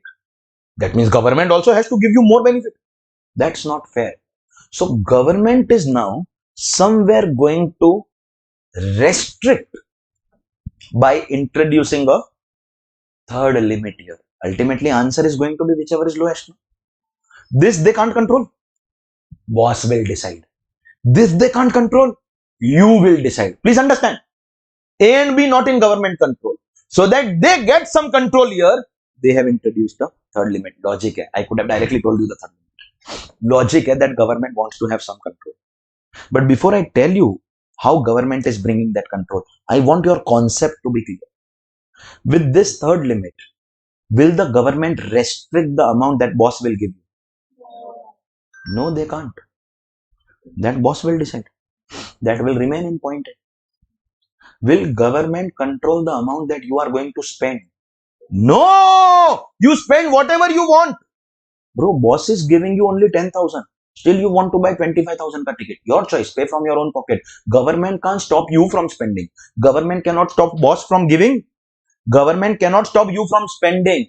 Government will only limit your exemption by bringing the third limit. Say you spend whatever you want to. Exemption will not be more than this. Let's come to original example. Boss gave 1 lakh. His choice. We won't stop him. You spend 1 lakh by buying business class tickets. Your choice. We won't stop you from spending. Be clear. We will not stop boss from giving. We will not stop you from spending. We will stop you from taking.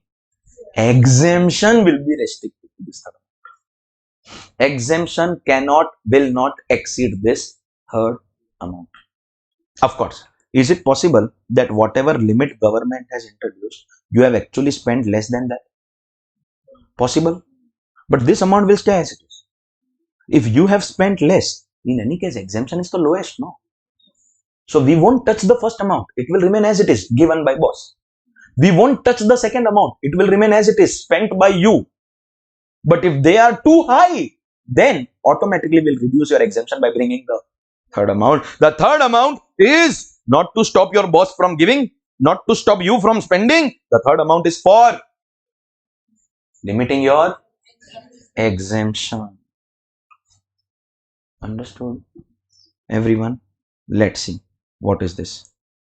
The amount that is notified in income tax rules. Have I told you about income tax rules made by CBDT? So CBDT actually saw this exemption. They said people are taking unfair benefit by A or B, whichever is lower. Somewhere we have to stop.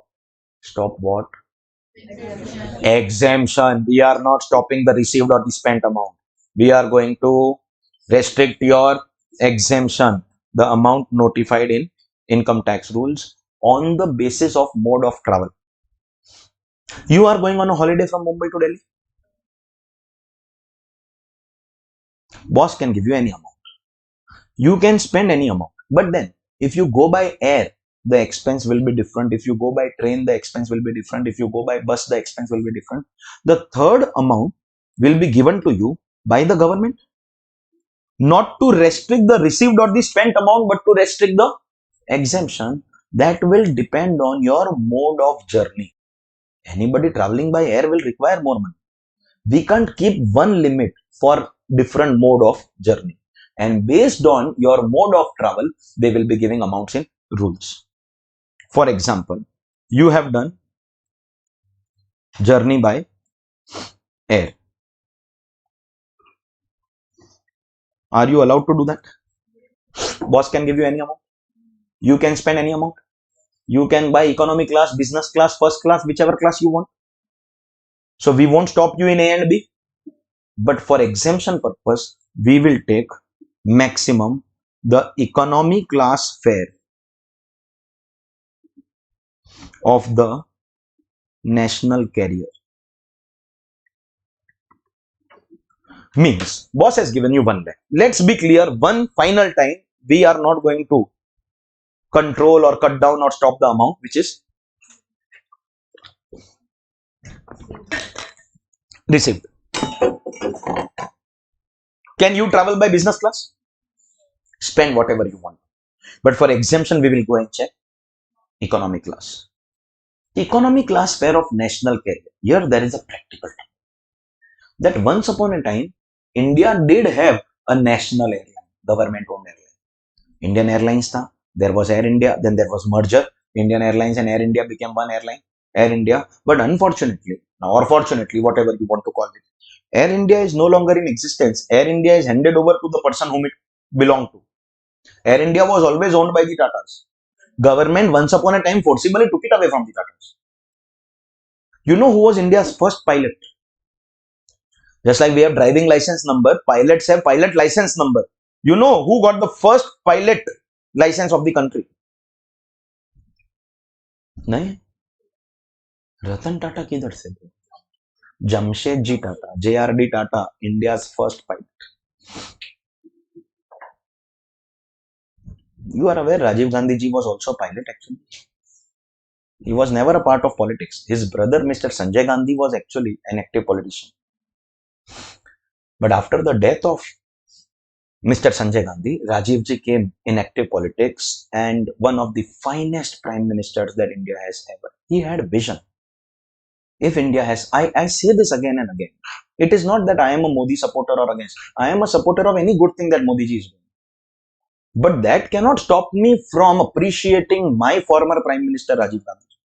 You can't stop me from appreciating Mr. Jawaharlal Nehru, who was the first Prime Minister of India, At that time, India was under poverty. India did not have food to eat. People were fighting in the name of religion. At that time, India got AIMS, India got IITs, India got IIMs.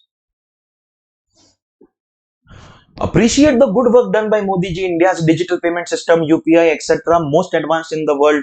Modi ji gave what India wanted for the last 2000 years. Modi ji gave the Ram temple. Appreciate everything.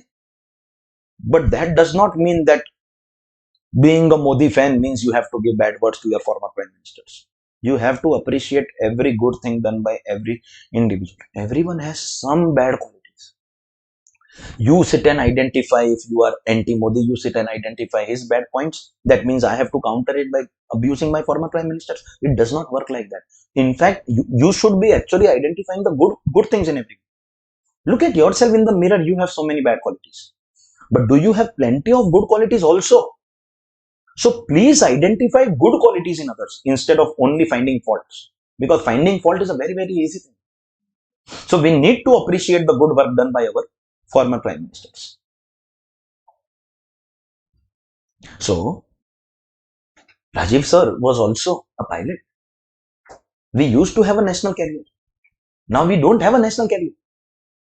And this is where the trouble comes. If they say economy class fare, that much was fine. But where is a national carrier? No problem. Real life mein it will be difficult. So real life mein what will you do? A or B, whichever is lowest. Exam mein it won't be difficult. You know why? Because think about it. How much boss has given you? Question paper mein they will give phone number of the employee. Call him and ask, how much has your boss given you? Kya, haan? They will give you this amount. How much amount was spent they will give you? And what is the economy class fare of the national carrier? That also they only have to give. No. As a CA student, your exam life is very, very easy in this regard. There will be 3 amounts. All of them will be given to you. But yes, they can make it difficult by giving you economy class fare and business class fare and average fare. So which one will you take in there? Economy class. So received, spent or economy class, whichever is lowest. Crazy amount boss can give you, we can't stop. You can spend any amount, we can't stop. But maximum exemption will be this much. We are not saying travel by economy class. We are saying exemption will be this. Matlab boss gives you 1 lakh. He has the freedom. You buy 4 business class tickets, 25,000 each. So you spend 1 lakh. We can't stop you. But economy class fare is 5,000 per person. So 1 lakh or 20,000. 20,000 will be exempt. 80,000 will be taxable. We are restricting only the exemption. We are not restricting received or spent amount. Spend whatever. Bro, you want to travel by business class, but tickets have become expensive. 1 ticket is costing 50,000. You spend 2 lakh. You spend more than what boss has given you. We will not stop.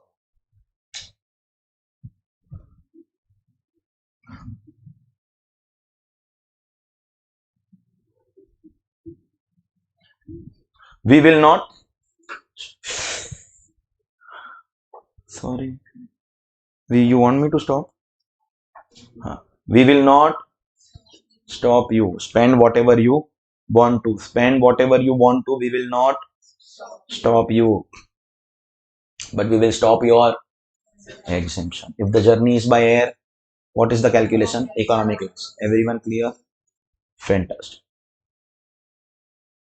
But if the journey is not by air, give me an example that you have not traveled by air. So what is the possibility? You may possibly travel by train. Correct hai? By road. Correct hai? By water. Correct hai? Bro, walking you go no. See, probability is anything. Anything other than air.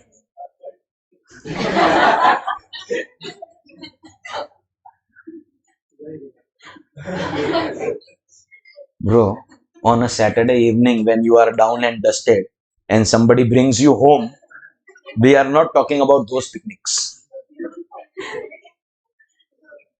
ये गिर गई थी किधर? Saturday evening. नहीं. If you have traveled by any other mode, you have to go and check is the origin, matlab from where you started, and your destination means where you have gone on a holiday. Are your origin and destination connected by rail? Means observe carefully. We are not checking I traveled by rail. We are checking are they connected. For example, Mumbai to Delhi. If I travel by air, I will take economy class. Only focus on point C. In point C, I will take economy class. In point A, I won't take economy class. In point A, what will I take? Received amount. In point B, what will I take? Spent amount. Focus on point C. If I travel by air, I will take economy class fare. But if I don't travel by air, I travel by rail, road, ship, I will not check my mode of travel. I will check if they are connected. If I travel by Mumbai, from Mumbai to Delhi by road, that means it is other mode. I won't check my expense. That I will check in point B. I will see, are Mumbai and Delhi connected by rail? Two options. Yes or no. Mumbai and Delhi, the answer is yes. But there will be some place which is not connected from Mumbai by rail. Possible? If they are connected by rail, we will take the first AC rail fare. Everyone focus. Oh, copycats, focus. There is a sharp contrast in the journey by air and what is happening here. In air, the classes are economy and business. So we are taking the low cost one. Which one? Economy. But in rail, now everyone focus. In rail, the lowest class is general class. General is basically unreserved. The first coach or the last coach. You have to jump and catch your seat. And if you go to the toilet, then that seat is not yours. That is general class. Then there is sleeper coach. Non-AC, but reserved. You can sleep. You have your own seat. Then there is 3-tier AC. We call it 3 AC coach. Same as sleeper, but it is air conditioned.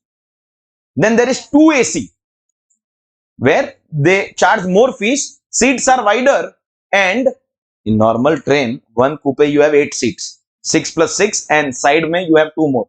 Side upper and side lower. But in second AC 2-tier, you have only 4 plus 2. And the seats are wider, bigger, more leg space. And less congestion, because instead of 6 people, only 4 people are sitting. And the topmost class is first AC. The size of first AC ka seat is 1.5 times of 3-tier AC. Almost double of 3-tier AC. Almost double. Like 2 people can sleep comfortably on one seat. Plus first AC also provides you that coupe benefit, where if you are only 2 people traveling in one ticket, so they will give you a private cabin, you can lock it from inside. That is the most expensive. Most expensive. Now in air travel they are taking low price, but in rail they are taking high price. Did you observe? There is logic in this also. See, everything has logic. You just need someone to identify. Air travel, economy class and business class difference is massive. Business class is 5 times. Believe me, the numbers were example, but you can identify. You go and check on any website. No, make my trip, go IB, go. You will find out that if economy class is 5,000, business class will be 20,000, 25,000. There is a massive difference. But in rail, it does not happen like that. I'll tell you. The only time when I happen to travel by train is when once in a while we go from Mumbai to Rajasthan on Dasera. 50 people of our family go together. Fixed trip every year. Otherwise, if I go alone, I take my car. Alone, so you can go by air wherever. But once in a year, we have that train journey. So I'll give you example of that particular train in which I travel every year. There is this train called Surya Express, which goes from a station in Mumbai, we call it Bandra Terminus, to a station in Rajasthan called Jodhpur. Name of the train is Surya Express. My reservation is from the first station to the last station. Of course, there are many stations in between. So we have, Surat, Baroda, Ahmedabad, Abu Road, lots of stations. Last destination of it is Jodhpur. Name of the train, Surya Express. The first AC ticket costs some 1200 rupees. Second AC ticket is some 1800 rupees. Sorry, third AC is 1200 rupees. Second AC is 1800 and first AC is 3095 rupees. Do you realize there is not much difference in the ticket cost here? And therefore, in train travel, we want to give you higher benefit. But in air, the benefit becomes out of control. And therefore, in air, we are going to take the lowest value economy. So, in train, we are taking first AC. But in air, we are taking economy class. Listen, So true or false? In train, I have to travel by first AC. No, bro. You travel by general coach. The general coach ticket will be 300 rupees. So listen, this will still be 3000. This will be 300 only, no? Because you spent less. Ultimately, exemption will be lowest. See, what you spend is not what we are checking here. What are we checking here? The amount which is as per your mode of journey. So if your mode of journey is air, we will take economy class. But if it is any other mode, we will take first AC rail fare. Not that you should have traveled by rail. You could have gone by road. But are they connected by rail? So we will take which fare? First AC rail fare. You understood? But is it also possible that the origin and destination are not connected by rail? For example, you go to a picnic from Mumbai to Andaman. Lakshadweep. Bro, you know Lakshadweep is a part of India, Union Territory. And you know the recent news about Lakshadweep, why it was in news. Why? Maldives versus Lakshadweep ka story, you know. Maldives is a popular holiday beach destination for Indians. But there was some dispute. So Modi ji went on Lakshadweep. He walked a few steps on Lakshadweep ka beach. He clicked his pictures and videos and he put it on social media. And bro, Maldives ka economy came down. This much was not enough. The Prime Minister of Italy, immediately after this, posted her photos. Prime Minister of Italy is Meloni, on some beach, and her caption was, "I have suddenly started liking beaches."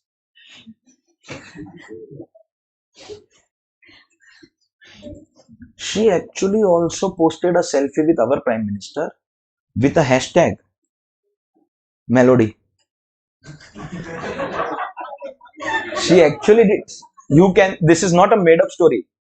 You check her social media. And every post of Italian Prime Minister, check the comment section on Instagram. You will see only Indians. Bhabhi ji pranam. Check. I have suddenly started liking beaches. So, is it possible that after this, Lakshadweep suddenly became a popular destination? You went on a holiday to Lakshadweep. Is it possible that origin and destination are not connected by rail? So you can't take rail fare. Ye correct hai? Next option is, if they are not connected by rail fare, any other recognized transport system exists. What are the options? Now say. Say no. Other than rail, what can be other mode of transport? Ship, road, possible? If a recognized transport exists, so you will take the first class or the deluxe fare of that recognized transport. Means again we are taking top category. Only one place we took the lowest category, where? Air journey, because in air, economy and business have massive difference.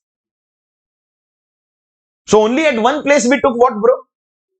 Lowest category. Everywhere we are taking the top category. So true or false? You have to travel by top category. No, bro. You travel by economy class. So this will be lower. You travel by general coach or 3-tier AC or second AC, this will be lower. In that, you know, recognized transport can be a bus or a ship. Ship has two classes, first class and normal class. You can travel by whichever class. You travel by first class, so this will also be first class fare, and this is also first class fare. But if you travel by second class, so this will be second class. This will be first class. We have to choose lowest. No? So for government purpose, we are going to take deluxe fare. Not that you have to travel. Means, can boss give you any amount? Can you travel by any class? In the third category, we will take for air, economy class. If no air but any other mode, then first option will be rail fare. If that also does not exist, then deluxe fare. For example, I'll give you one small example. Okay. Mumbai has Arabian Sea, as you are aware. Arey bro, It goes right up to the south, right up to Kerala. We have Arabian Sea. There is this small island near Mumbai called Alibag.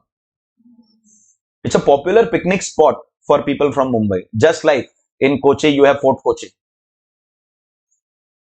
Small island. Yes, they are connected by road, but the road condition is horrible. Horrible is not good. 100 kilometers will take you 3-4 hours. The road condition is so horrible. Means I generally, whenever I travel for a picnic within Maharashtra or nearby states like Gujarat or etc., I prefer to travel by my own car, mainly because no matter how expensive the resort is in which you are staying, you always want to go out to buy some stuff. Arey, children ka nappy, because inside it is expensive.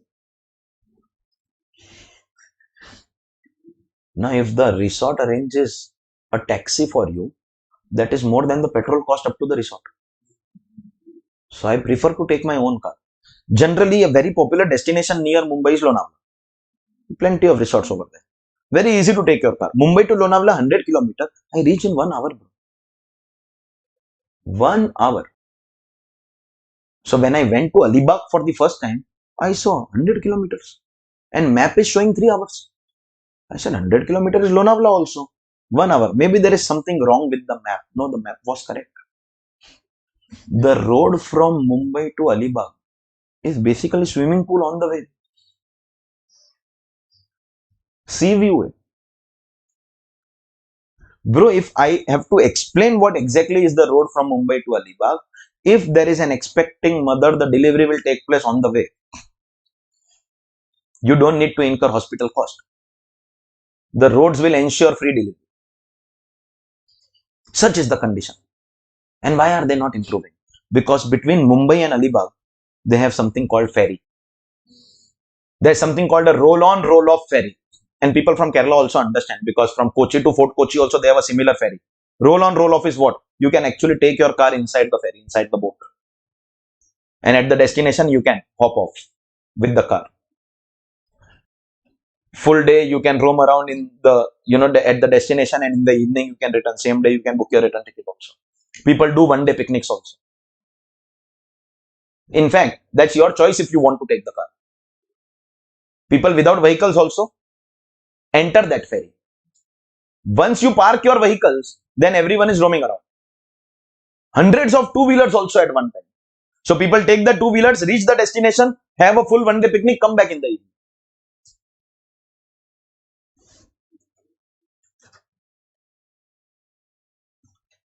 This ferry is excellent. In Mumbai, there is a place called Bhaucha Dhakka. The ferry starts from that. M2M ferry is the name of the company. I am not doing any marketing of this company, but I happen to travel recently. Therefore, I am telling you that they have made a really, really, really pleasant journey. They have a top class, middle class, and a bottom class. You can go with your car, you can go with your two-wheeler, you can go walking also. Go there, enjoy your full day. In fact, those who don't come with vehicles, just at the destination, there will be quite a few, taxi drivers, auto rickshaw drivers waiting for you. You can take a full day package from them, and tell them that at this point you have to drop me back. Vehicles are not compulsory, but yes, they have this option. So Mumbai and Alibag may not be connected by rail, but do they have a recognized transport system? In that, you take the first class or deluxe fare. Do you understand? But is it possible that this also does not exist? So you did not travel by air. So you come on this side. Origin and destination are not connected by rail. So you come here. And there is no other public transport. If you travel by air, what will you take? Economy class fare. If you don't travel by air, so what will you take? First AC rail fare. If there is no train connection, then any first class or deluxe fare. But if that is also not there, so we will come. Ye correct hai? Let me write it. Don't react. Okay. First, let me write. First AC railway fare. हो गया? I said no, don't react. Wait. Sir, your doubt is this. No, sir, there is no rail connection. Had there been a rail connection, we would have stopped here. Because there is no rail connection, we have come all the way here. In fact, forget rail, there is no other connection also. That means you don't know the railway system of the country. You have to take the rail fare of this distance. Now I'll tell you the railway ka system. Did I tell you about Suryanagri Express from Bandra in Mumbai to Jodhpur in Rajasthan? If I book Mumbai to Jodhpur ticket, then those amounts 1200, 1800, 3000. But I can book a ticket from Mumbai to Baroda. I can book a ticket from Mumbai to Ahmedabad. Ahmedabad is exactly halfway. I can book a ticket from Mumbai to a hill station in Rajasthan called Abu Road. Mount Abu, that only. The railway station ka name is Abu Road. And the hill is called Abu Road. The Aravlis we call them. The fare of this distance, and this distance is not same, are you aware? Railway charges you on the basis of distance traveled. Pick up any train ticket. In that they will mention distance travel. And the ticket cost will depend on that distance travel. So your origin and destination are not connected by rail. Agreed. Therefore we are here. But if this was connected by rail, what would have been the first AC ticket? Take that as your third answer. So, first amount will be amount received given in the question. Second amount will be amount that you have spent. Bro, you can go in economy class, business class, first AC, second AC, third AC, sleeper class, your choice. Just take your actual expense. But third amount is going to be what, bro? Third amount is going to be what? The amount that government has decided, CBDT has mentioned, where in the income tax rules. Is that correct? It will depend on your mode of travel. First we will check, try to identify without looking. First we will check air. If it is air, to economic class. If it is not air, then I will not see rail. I will see if they are connected by rail. If connected by rail, to. But if not connected, to any other mode of transport. If connected, then first class, deluxe fare. If not connected, then this distance, a first AC door. This distance, first AC door. This will be the third amount. Yes, in practical life, it will create lots of confusion.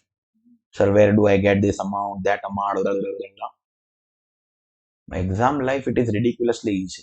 Because what do you think? That they will give you Mumbai to Jodhpur.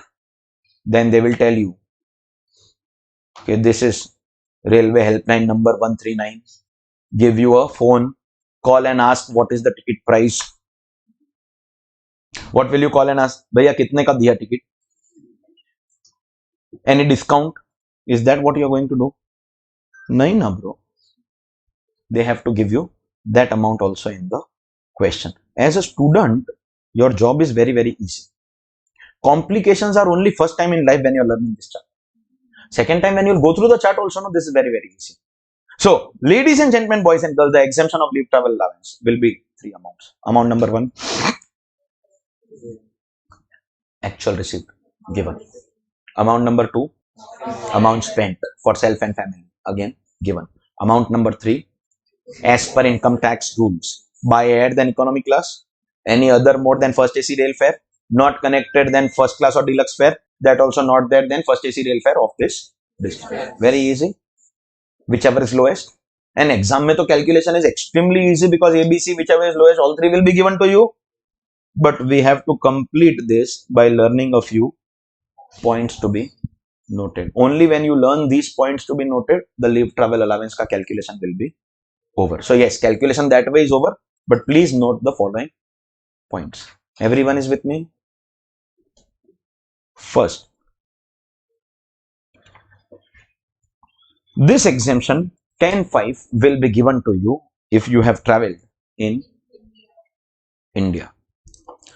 So true or false? You are not allowed to have a foreign holiday. False. Can you go on a foreign holiday? Yes. Yes. But you are not allowed to buy tickets. Only if your father-in-law sponsors. Oh, sorry, extremely rich father-in-law sponsors. False.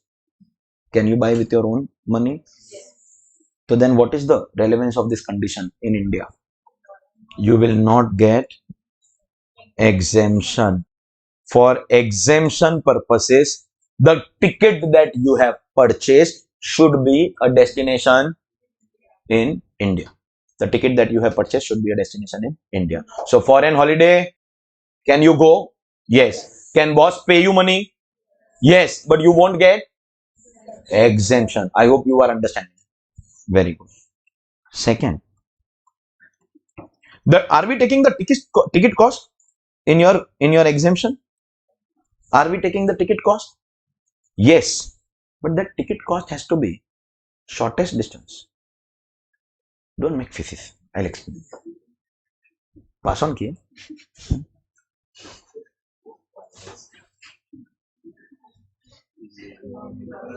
This is India. I am going on a picnic from Mumbai to Delhi. If I go by air, economy class. If I go by any other mode, first AC rail fare, and they are connected, so we stop there. So I buy ticket from Mumbai to Delhi, and Delhi is in India, so I will get exemption. Yes, I buy tickets from Mumbai to Delhi via London.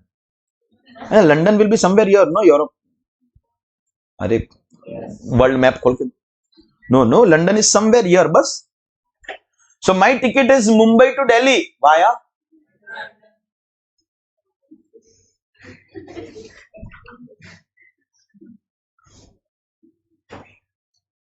No, bro. Direct ticket cost. You can buy ticket, but for the exemption, we will calculate again the shortest distance. This is for the purpose of exemption. Is that understood? So it has to be shortest distance from your origin to the destination, and the destination has to be in India. Then only you will get your exemption. Now comes a very, very important question, which none of you all thought of asking me. I'll do one thing. I'll keep the exemption in front of you. Received, spent, or amount notified in rules, whichever is lowest. All three will be given to you. We have to choose the lowest. Look at that exemption. If you have a question, then ask me right now. Because when I will say, you'll be like, oh yeah. Come on, ask me a question.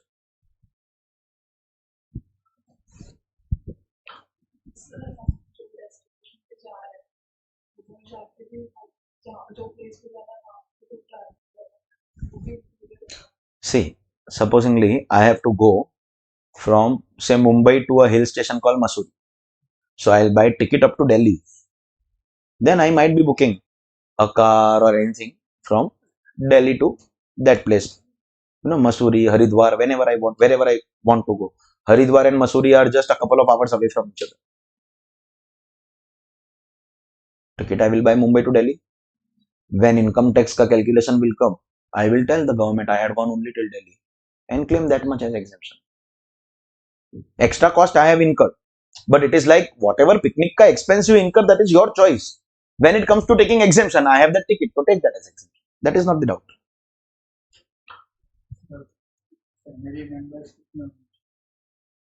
Family members, how many nahi? Family members who? How many will be a part of this answer? The question is,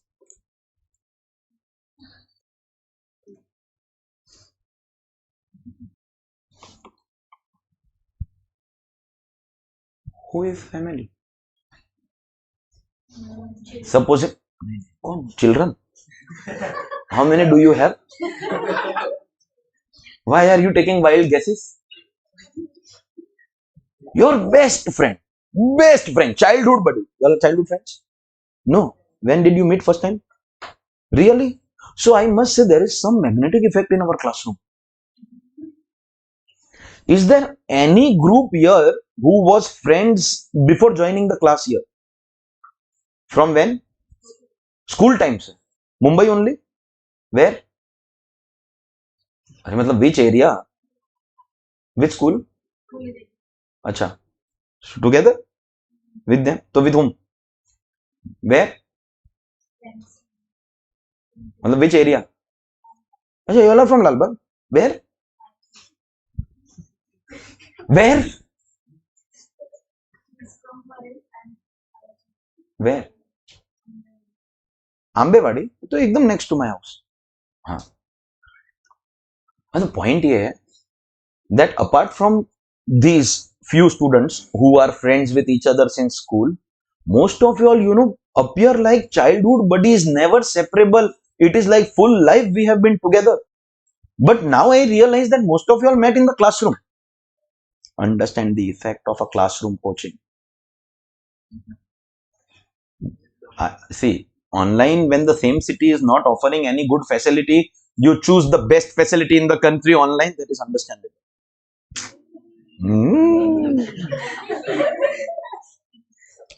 But believe me, Joel, Suraj, all of you all, if this class was happening in your city, Kochi, I know you all are also friends, know each other very well. If this class was happening in your city, you would have chosen offline.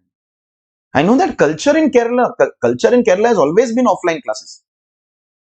But unfortunately, when locally good options are not available, so it is better to go for a good option online. As a teacher, I will always recommend and vote for physical classroom coaching. Online coaching is and live is next best option if you are not in the same city. If you are in the same city but you are lazy, that's not acceptable. If you are in a different city, now I have some students from Kochi, some from Chennai, then there is no choice. But still better is live. Last option should be recorded. You agree with this? I'll see when you come in final. Sir, 7 o'clock. Sir. And sir won't come at 7:05 also.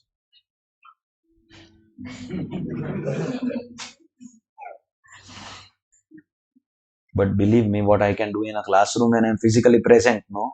I am very effective in online and videos also. Some of you all who have gone through the videos must have experienced that. But what I can do when I am physically present, no, it is irreplaceable. I will always advise you to go for offline coaching. And sir, but 7 o'clock, no problem. Then still take admission in my class, whether online, offline or recorded. That is the next best option. Your closest friend, mother from another brother.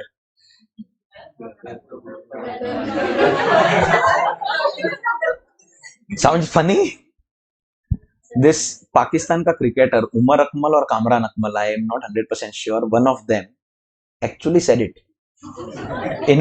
Publicly he said it. That my best friend, my mother from another brother.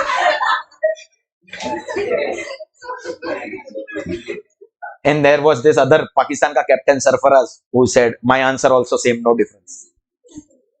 You don't know Pakistani cricketers and their memes? No? I somehow want, that municipal corporation of Greater Mumbai should purchase Pakistan. Central government does not have to spend. Municipal corporation of Greater Mumbai has enough money. If they buy Pakistan, just imagine Babar Azam also playing for India. What is that fast bowler? Harris Rauf. Who is that best fast bowler in that Pakistan country? Shaheen Afridi. That dimple wala cute guy. He'll pay from India. For India, bro. Nothing like that. United son and father together will conquer the world. We'll bring the grandson also, Bangladesh also. Akhand Bharat. है ना? You consider someone your family is not enough. Supposingly, best of friends. Can you consider each other like brothers? Can you go on a picnic together? Can you pay for his ticket? Is that amount spent? But we won't take it here because we will take only ticket cost of your family. Sir, but he is more than family. Personally, you can have anybody more than family. But income tax won't consider them as family. Sir, the question is, For the purpose of this section, what is family? These are the people who will be covered in family, and their ticket cost will be covered in the point B. Means true or false? You can buy only their ticket. False. You can buy anybody's ticket. But in this calculation, we won't consider non-family members ka ticket cost. We will consider only cost of ticket of family members. You understand? Self I am not writing. Self, of course, it is separately written already. So, along with yourself, who are the other people covered? Self obviously covered. So, your ticket will be covered. Along with self, who will be considered as family for the purpose of this exemption? Sir, whom you have to consider family? No, consider anyone. But income tax will consider only them as family. Who are they? First,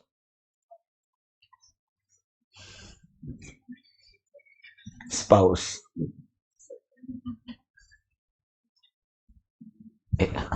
क्या? Self, own, your spouse.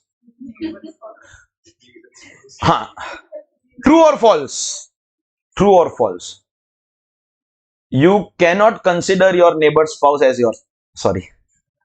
Matlab, what I meant was you cannot take your neighbor's wife for a picnic. False. Can you take? Yes. But you can't buy her ticket. False. You can buy. But your boss won't pay you money for that. False. Will he pay? Yes. But you won't get. In any case, even if exemption was available, no one does it openly, bro.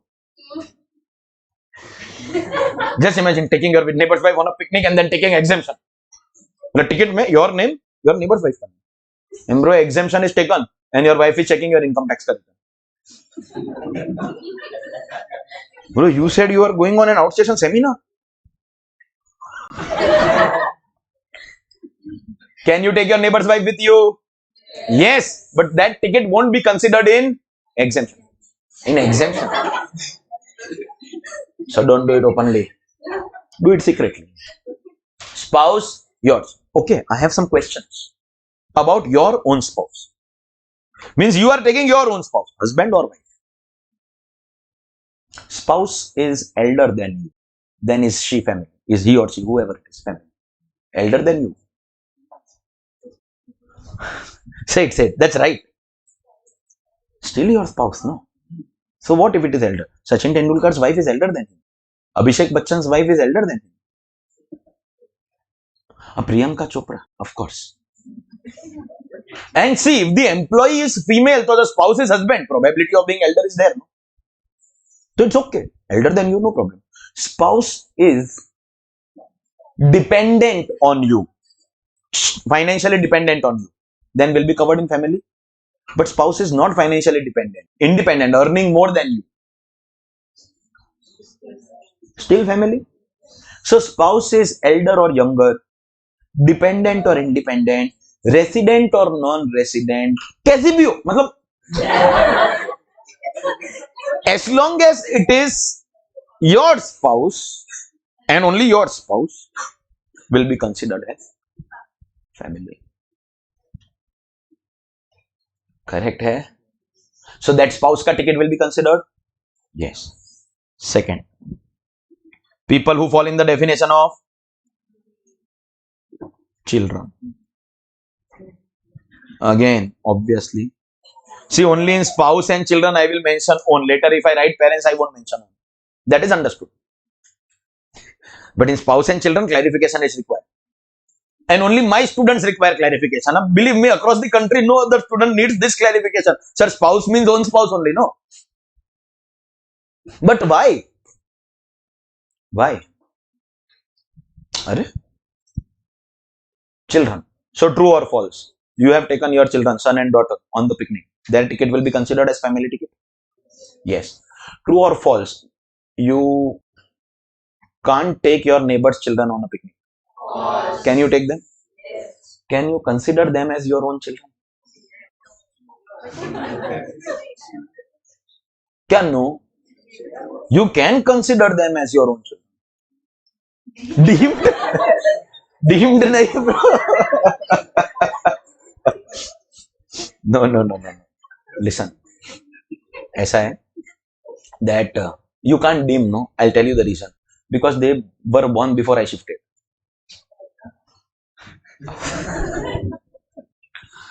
So then you can't deem. Too deep, no? We'll keep a separate lecture on this explanation. So can you consider them as your own children? Yes. Can you buy their ticket? Yes. But they won't be considered in family for calculation of point B, tickets of family. So, own spouse, own children. And then, whether this spouse or children, elder or younger, dependent or, of course, children cannot be elder. But means, major or minor, dependent or independent, children are married or unmarried, spouse and children resident or non-resident, irrelevant, as long as it is your spouse and your children, their ticket will be considered in family ka cost. Next, parents.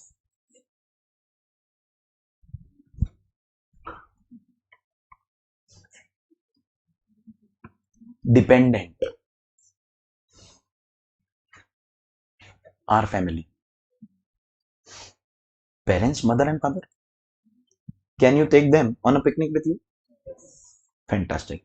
If the parents are earning more than you, they are independent, then can you take them on a picnic? Yes. Can you buy the ticket? Yes. But that ticket cost won't be considered in exemption. In the exemption, we will consider only if the parents are dependent parents. You understood? See, only these people ka ticket cost will be covered. So if I say, I have taken my neighbor's wife on a picnic, I won't do it openly. Secretly, I have done how many times? Why should I tell you? But openly, I won't do it. But can I take my independent parents? My mother has more income than me. Can I take her on a picnic with me? Can I buy her ticket? But that cost won't be considered in family cost. But if she was dependent on me, then it will be considered. So, spouse and children can be dependent or independent. But parents only if dependent. And last, this is also only if dependent. Siblings, English. Brother, sister are called siblings. You are aware? Siblings. Parents and siblings will be considered as family only if they are. So, supposingly you are the elder one. So, can I say your siblings are dependent on you? You can take them on a picnic, buy their ticket, that cost will be taken. Supposingly, your sibling is not dependent on you. Matlab, both of you all have your own income. Possible? But you buy ticket of your brother, sister as the case may be. Is it possible that after growing up, after having your own respective jobs, after having your own respective incomes, you are still cordial with your siblings? You're definitely not like my mother's brothers. You are cordial with your siblings. You like to go on a picnic together only. Possible? Is it possible that you buy each other's tickets? Yes. But that won't be considered because your sibling is independent. Sibling will be considered only if. So, spouse and children always. And parents and siblings only if. This is family. This is a family. If you buy ticket of these people, spouse, children always, parents, siblings if dependent, then and only then that ticket cost will be considered. Other than them, you can take whoever you want. You can buy their tickets, but it won't be considered. As far as thinking about neighbor's wife is concerned, that thinking you developed because of me. No one does it openly. But can I openly take my independent parents and siblings on a picnic and buy the tickets? That won't be considered. Can I take my grandparents? Dependent, bro. Dependent. Grandparent is dependent. Will that ticket be taken? No. Because grandparents not covered. Can my mother take my son, grandson, grandchildren? Can you take? That ticket won't be considered. Can I take my father-in-law, mother-in-law and pay for that? Of course, I don't need to. It would be the reverse. But can I take them on a picnic and pay for their ticket? That won't be considered. You understand? It has to be only. Achha, by the way, these examples you openly do it. Neighbor's wife we do, but secretly. So there is no question of exemption in any case. But in-laws, grandparents, grandchildren, independent parents and siblings, we will be taking them openly on a picnic together. Buying their tickets won't be considered. Understood? This is family. Only this ticket will be considered. Any other ticket will not be considered for the purpose of exemption. Any other ticket will not be considered. Is this clear? Everyone? Fantastic. Now comes the funniest aspect of leave travel allowance. Are you having fun in today's class? You do every day. But this is going to be really, really, really funny, bro. There is a problem in the definition of family, which will result in misuse of the law.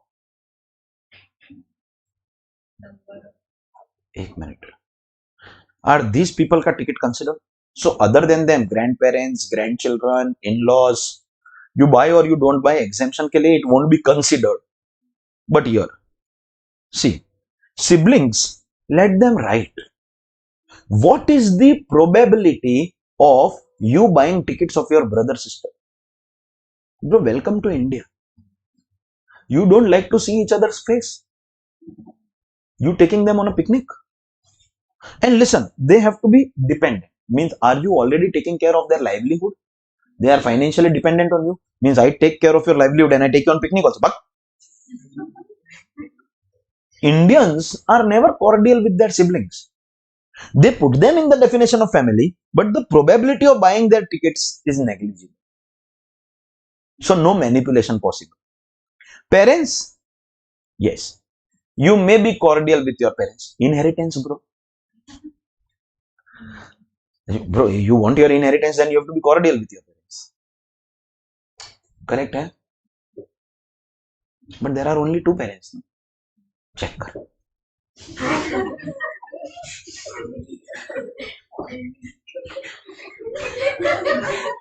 So the maximum tickets that will be covered here is. So understand this.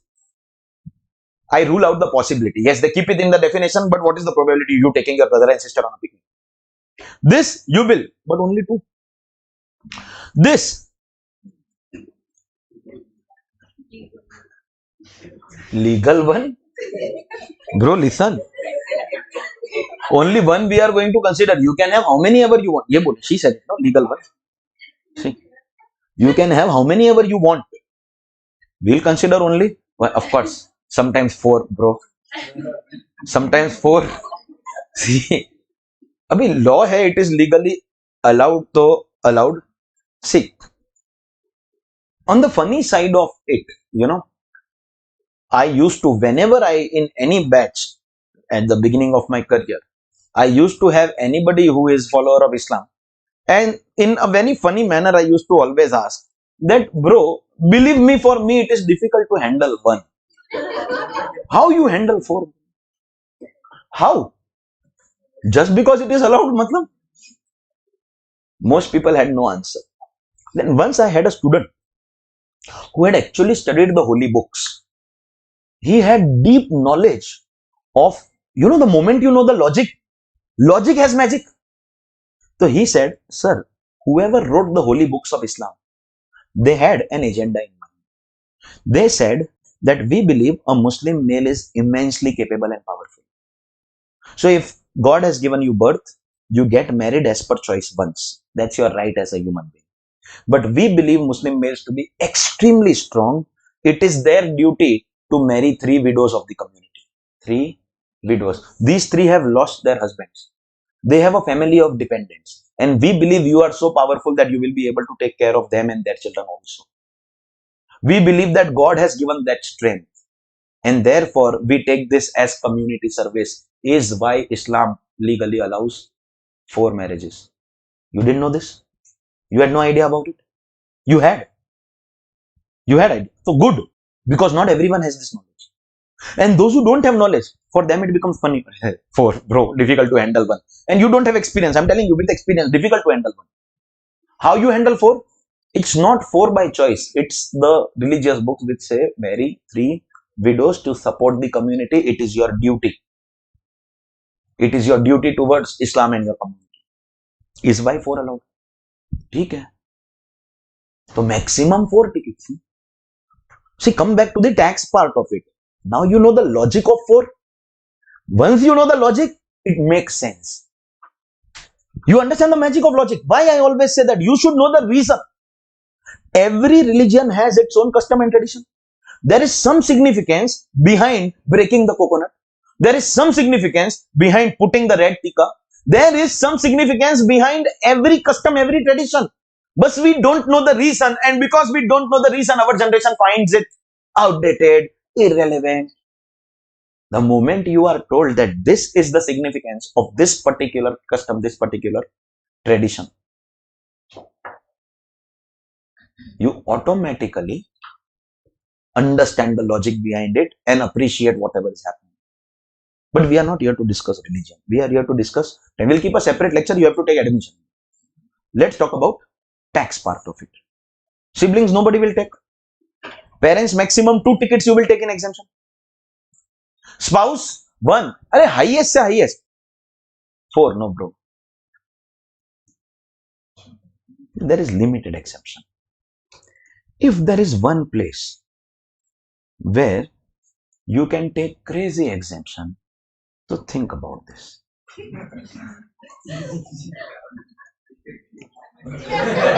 Think about this. Bro, I am going to come. You don't give examples. I will give examples. I will give examples.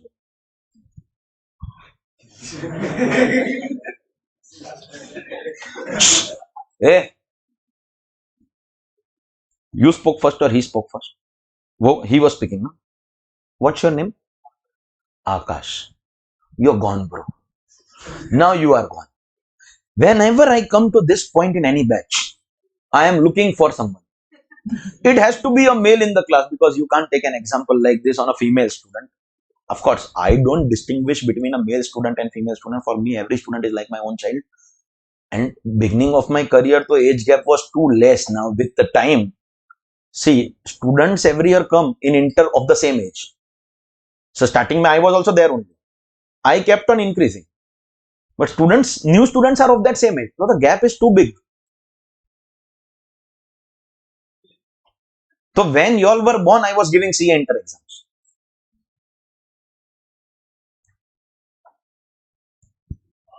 So now I can actually say, like my own children.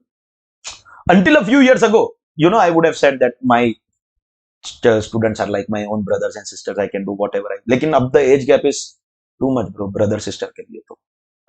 So I mentally I don't distinguish between them. For me, they are same. But then for taking an example like this, you have to be very careful, because I consider you like that. You may not reciprocate, no? You may not have a similar feeling towards me. And therefore, if I make you the example, thinking that I have right over you, and you dislike it, I don't want a scene. But bro, if it's a male student, now you don't say, sir, kya yahi hai aapki equality? This is gender discrimination. Ha, it is. And because you spoke, no, in the middle of my class, bro, you are gone. Because at this level, I am always looking for someone. You are gone, bro. Akash. Sky. Your plans are as big as this sky. I'll tell you how. Akash, you were born in which year? 2000? Acha, direct entry. 2003. We'll change the history a bit. Let us assume that you were born in 1973. Let us assume you were born in 1973. Because today you are only, what, about 22 years old? But we are assuming that you were born in 1973. Okay, Akash. So, Akash, in 1993, you were 20 years old. If we continue our assumption, Akash was how old in 1993? 20 years old. At that time, Akash got married. And don't be surprised. Those days, people used to get married by the age of 20. Bro, my grandfather married at the age of 17 and the age of 18. My father was born. My father, eldest among his siblings. So my grandfather was a father at 18. Now, bro, look at yourself. What are you doing here on a daily basis? Bro? That age where you are attending 8-9 hours coaching classes, my grandparents were parents. Believe me, the age gap between my grandmother and my father only 16 years. 16, 17 years. My grandmother became grandmother at the age of 45. My age plus 45 years is my grandmother. Because I am the eldest. So actually at 45 she was a grandmother. That means by the age of 45 all her children were married, children had children, retired in life. And she like literally got almost 40 years. She will turn 82 in April now. Almost 40 years. Little over 35 years. That she has actually enjoyed and relaxed her life by fulfilling and finishing all her responsibilities towards her children. Parents' ka responsibility is your upbringing, your education, your marriage. Once you have your children, you settle in life. No, ultimately they have to relax. This current generation ka, this thing that no, I'll not get married before turning 30, then I won't have children before 40. Bro, you will die before your children get married. It won't affect you, but believe me, the day when your children get married, they are going to miss you. So that generation had a different thinking. We are not discussing what is the right age of marriage or having children. Democracy hai. You can get married at any age, had children at any age, and as many as Akash ka plans now are going to. So at the age of 20 in the year 1993, Akash gets married. So now it is self and spouse. And it is Akash Soban. If it was Adnan in the example, it would have been 4. But it is Akash. I hope you are not offended because we just now discussed the logic behind it. So Akash, in 1993, you start getting exemption of 2 tickets. How? Self and spouse own. Correct hai? In 1994, Akash, you have A1. First child. Possible? So now you get exemption of self, spouse and 1 child. 3 tickets. Children are a part of the definition. Parents, siblings, I am not counting. They can be there. Spouse only 1. But children ka, understand what Akash is doing. 1994 mein 3 tickets. Next year, 1995, A2. So self, spouse and 2 children. Exemption of 4 tickets. Akash got the game. Akash understood, oh, this is how we get exemption. Now Akash comes home after work every evening and he talks to his spouse in code language. Listen. Let's increase exemptions. Let's have more and more exemption. Akash wants to increase his exemptions. So 1996, A3. So now self, spouse and 3 children. Children are a part of the definition. 96 also he has. 97 again, A4. Bro, it's a baby or budget. It is happening every year.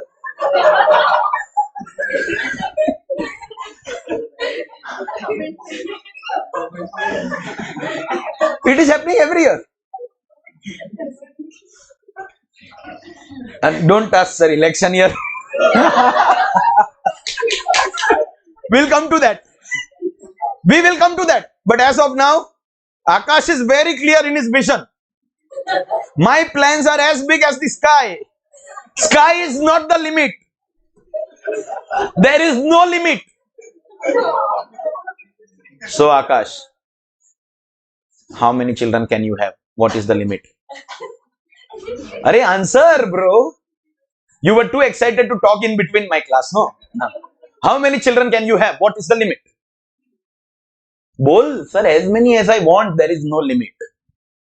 How many children can you have? No limit. Everyone is with me? Government realized, bro, what is happening? Control Akash. Like this, we have become 150 crore. And bro, we are talking about the 90s, so there was no Netflix. So there was no time pass also. Doordarshan serials used to be only 1 hour per day. What to do rest of the time? Increase exemption. Akash is increasing exemption after exemption. Government was like, bro, somewhere we will have to stop this. This is nuisance. We will have to stop Akash. Akash, bus Akash. But he does not seem to stop. If government does not stop him, bro, he has all the plans. Cricket team, someone said it. Bro, 4 extras. 11 players. 4 extras. Bro, he'll go for an IPL squad. Cricket team still has only 15 players. IPL squad, extra wicket keeper, impact player. For the match umpire also, Akash only will create.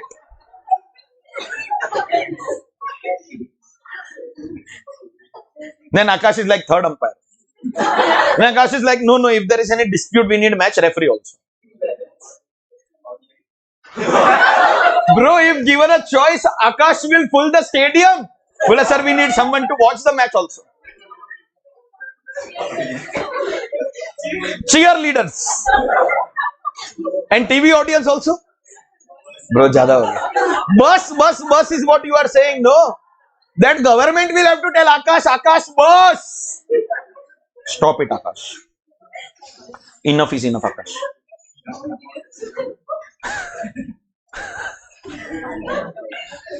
So, on 1st October 1998,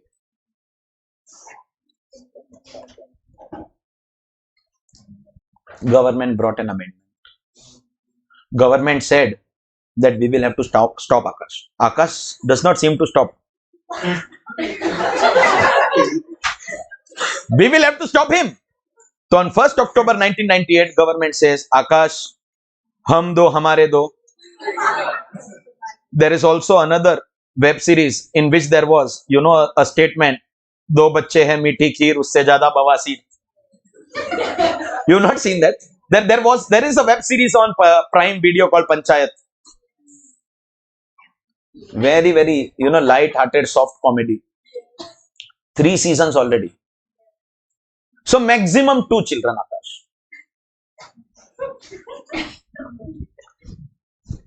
Maximum 2 children.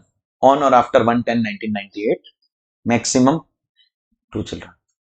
The moment government brings this amendment, Akash is in a state of shock.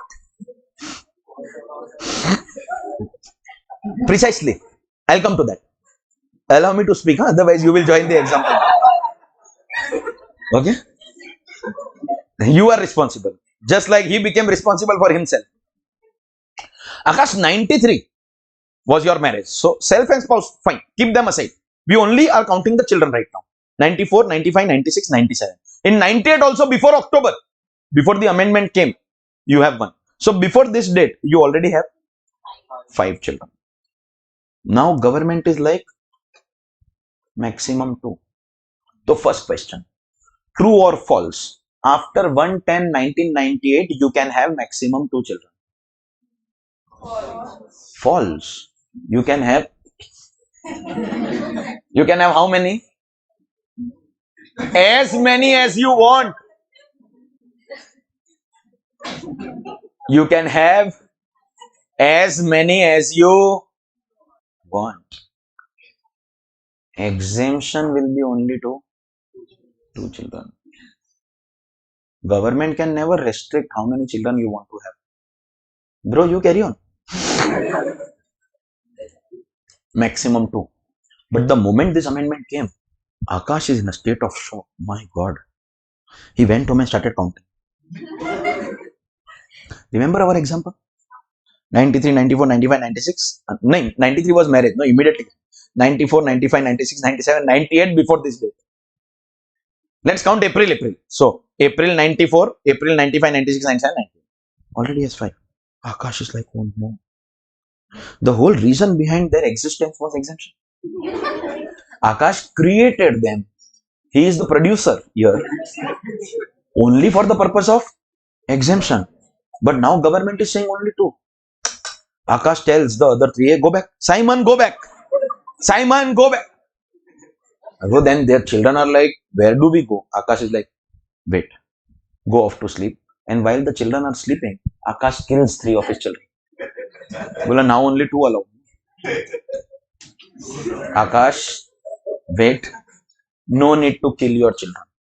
Because whenever an amendment like this comes, it cannot be a retrospective. Bro, what about the children who are already born? You don't have to send them back.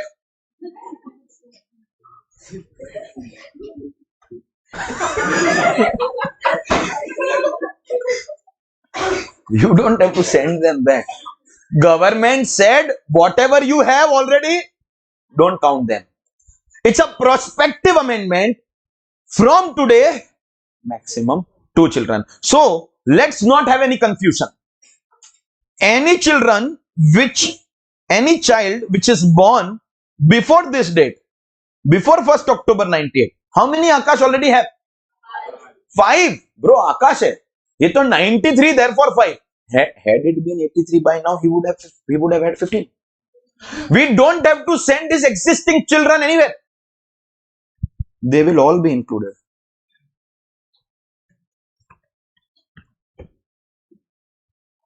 The restriction cannot be retrospective, bro. You don't have to kill your existing children. So children before 1998, when I say 1998, before this date, up to 30th September 98. Bro, you have 5, you have 15, you have 25. All of them will be considered for this ticket. Means, can you take all 5 of them on a picnic and buy their tickets? Bro, count properly, like people count luggage, no, before they go on a picnic. You know, at every destination we check bags, 1, 2, 3, 4, 5, ha, barabar. Bro, like this, Akash has to count children at every destination. 1, 2, 3. Hey, missing here. Bro, they all will be considered. Government said, because Akash and people like him are now difficult to stop, therefore we have to bring a law that now we restrict it to maximum 2 children. 1 minute, everyone. True or false, Akash? After this date, you can have maximum 2 children. False. Bro, you still continue. You can have as many as you want. The ticket will be considered only for 2 children. You understood? That means all your children born before this date, whether 5 or 15, all of them will be considered in family. Correct? But now government wants to cut down, restrict, put some restriction. Not on you, bro. You carry on. Restriction on your exemption. Understand point of view. You were talking about POV, no, point of view. Government point of view is that, Akash, existing we are not considering. Existing all will be included. But Akash, enough is enough. And when we say enough is enough, you can continue. But for exemption, Akash, bus. Now maximum 2. Government point of view. Now maximum 2. Akash point of view. Now still 2. Are you understand? Understand? The existing children will all be considered. Now only 2. Akash says now 2 more. Understood? So any children born on or after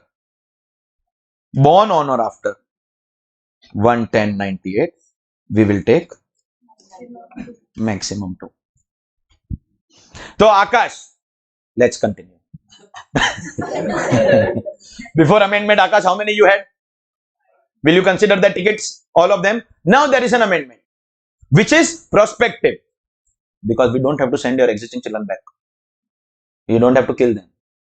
So now government will allow for exemption. Huh? Not that you can have only. You can have how many, Akash? As many. Very good. Now he is giving correct answers. You can have how many? As many. But government will restrict exemption to 2 children. So Akash is he has clarity of thoughts. 2 allowed. Fantastic. Again goes home and says, let's continue. So Akash, in 1999, you have 1 child. Over and above the existing. Existing we are considering all. Let's talk about the post-amendment period. 1999, you have 1 child. Will that child ka ticket also be included? Yes. Because government brought this amendment prospectively. So existing children will not be included anywhere. Matlab, will not be counted for the limit. They can be any number. We are granting you permission of 2 children after this date for exemption purposes. Understood? So, will Akash ka child born in 1999, that ticket be considered? Yes. So, can I say, I am not counting self and spouse, only children. Existing 5 plus 1. 6 tickets. This the number we won't count only. Whatever be the number, all will be included. New 2. Akash has only 1 now. So, will that 99 ka child be included? Fantastic. Government point of view, Akash point of view. Government tells Akash, existing we are not counting. New we consider 2. You already have 1. So now for exemption, you can have as many. But for exemption, only 1 more. Correct? Government point of view. Akash point of view. For exemption, 1 more. You understand? Difference in point of view. Government says only 2 more. You already have 1 in 1999. So now only 1 more. Akash says now still 1 more. Let's carry on. Akash has 1 more child in the year 2000. New millennium. Akash ka range dekho. He has millennial. He has, bro, given a choice, he'll continue Gen Z, Gen Alpha, Gen. This is Akash after. Will that child born in 2000 also be considered in the family ka definition? Yes. So existing 5. Existing could have been 5 or 50. It's Akash after all. New 1 born in 1999. 1 born in 2000. Now supposingly Akash wants to continue. Question 1. Can he continue? Yes. I hope you know what.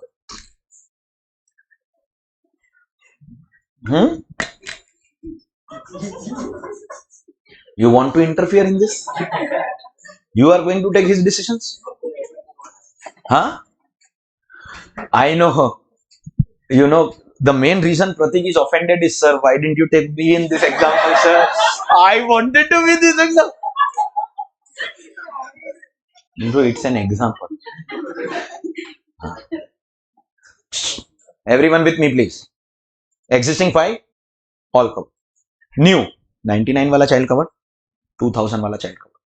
But Akash does not want to stop. What will stop? Only exemption will stop. Can Akash continue? Akash has 1 more child in 2001. You can have, but that child don't take on picnic. बोलो बहुत हो गया यार. No. You say turn by turn, huh? 1 at a time. Like every picnic, 2 of you I will take. Can you take? Yes. Can you buy ticket?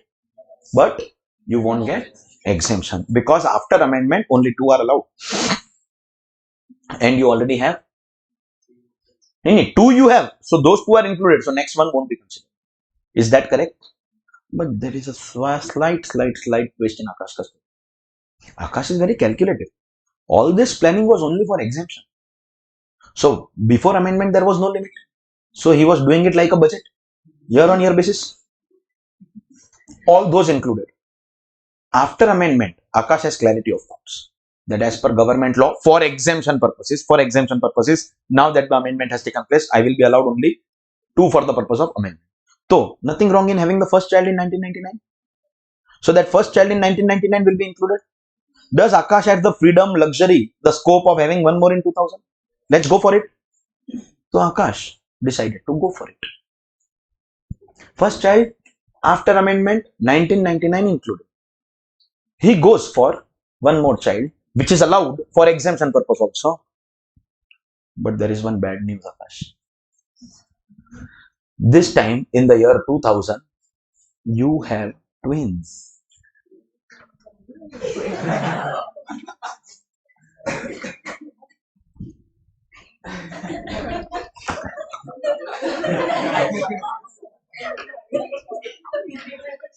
Five, no limit. New children, 1999 will be counted.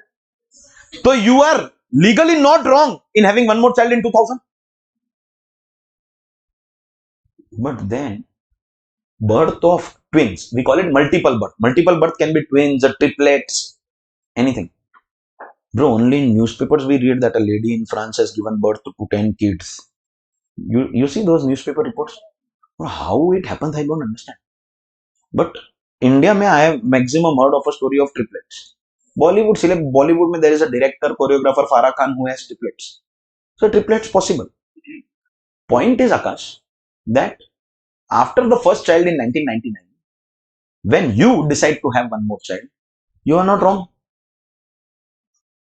And having a multiple birth, let's take twins as an example for me, is not your fault.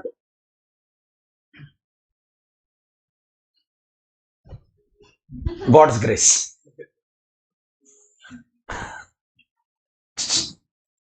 Now there is problem. One child in 1999 and twins in 2000. So after amendment, how many children you have? 3. As per law, after amendment. So before wala, all 5 will be counted. But after me, we should take only. But Akash, that's not your fault. Think about it. First child was allowed. Second child was also allowed. But second child may have multiple birth took place. That's beyond your control. And therefore, they clarify that if the second child, very important, huh? If the second child is a multiple birth, it will be considered as one child. And therefore, you can take exemption of your twins also. Means existing 5, take exemption. Means consider the tickets. Child born in 1999, consider. And the twins born in 2000, you consider them as one child. Means take both their tickets. That means 5 plus 1 plus 2. You get 8 tickets. Or after amendment also you can take 3. But did you notice only this? Supposingly the child in 1999 only was twins. So after amendment, do you already know that you have 2 children? Then you should stop. I mean, you can continue, but exemption will stop. You understand? See, first child was single child. So you are allowed to have one more. It happened to be twins. So no problem. We'll count all of them. But if first child itself twins, so you already have 2. Stop it, Akash. Then that child won't be considered. You understood? So if the second child is a multiple birth, we will include. But if the first child is multiple birth, then second child won't be included because 2 ka limit is already achieved. As funny as it may sound, believe me, exam question. And when salary used to come in CA final, it came in CA final also. That Mr. X went on a picnic with his family. He purchased tickets of himself. Will that cost be considered? His wife, dependent, independent, anything. His son of 5 years and twin daughters of 3 years. Both were born after amendment. See, before amendment, the limit is not applicable only. So, son of 5 years, will you consider? And twin daughters of 3 years. So, you will consider all 5 tickets. Self, spouse, son and twin daughters.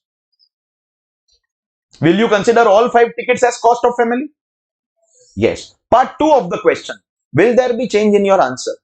If son is 3 years and twin daughters are 5 years, then self you will take, spouse you will take, twin daughters you will take because 2 children allowed. But now do you already have 4 children? I mean 2 children after amendment. So then that son you can still have, but that ticket won't be considered. So if the son was elder and twins were younger, so you take all the 3 tickets. But if it is the other way around, you already have 2 children, then stop it, Akash. Or you don't stop, Akash. Exemption will stop. That third child won't be considered. So that multiple birth is considered as one child only and only if second child is a multiple birth. Only and only if the second child is a multiple birth. Did you understand this, everyone? How was it, Akash? So self, spouse, children. Born up to 110, born up to 30th September 98, all children. Born on or after 110, 1998, maximum 2, over and above the existing. But if second child is multiple, then in the second birth, consider all the children. First child is multiple, then second birth you will not consider. And after that, you may or may not stop, Akash. Exemption will stop. You carry on. You carry on. Continue. Must keep counting perfect. And don't forget counting. All right, ladies and gentlemen. Is this restriction on number of children clear? Correct?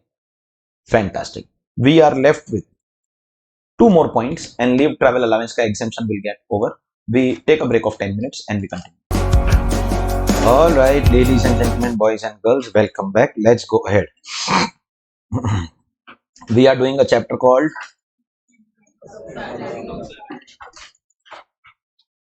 Income from Akash. We are doing a chapter called Akash, Income from Salary. Akash, 2003, no? So, Dil Chahta Hai released in which year? 2002, I think. You were named because of that? Amir Khan in Dil Chahta Hai?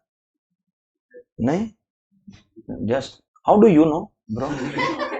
Did you ever ask at home? हाँ तो why? He's probably Amir Khan fan. नहीं? हाँ, अभी दिल चाहता है ना तो Amir Khan was Akash. So still sensible. Just imagine if you would have watched Lagan, you would have been Bhuvan.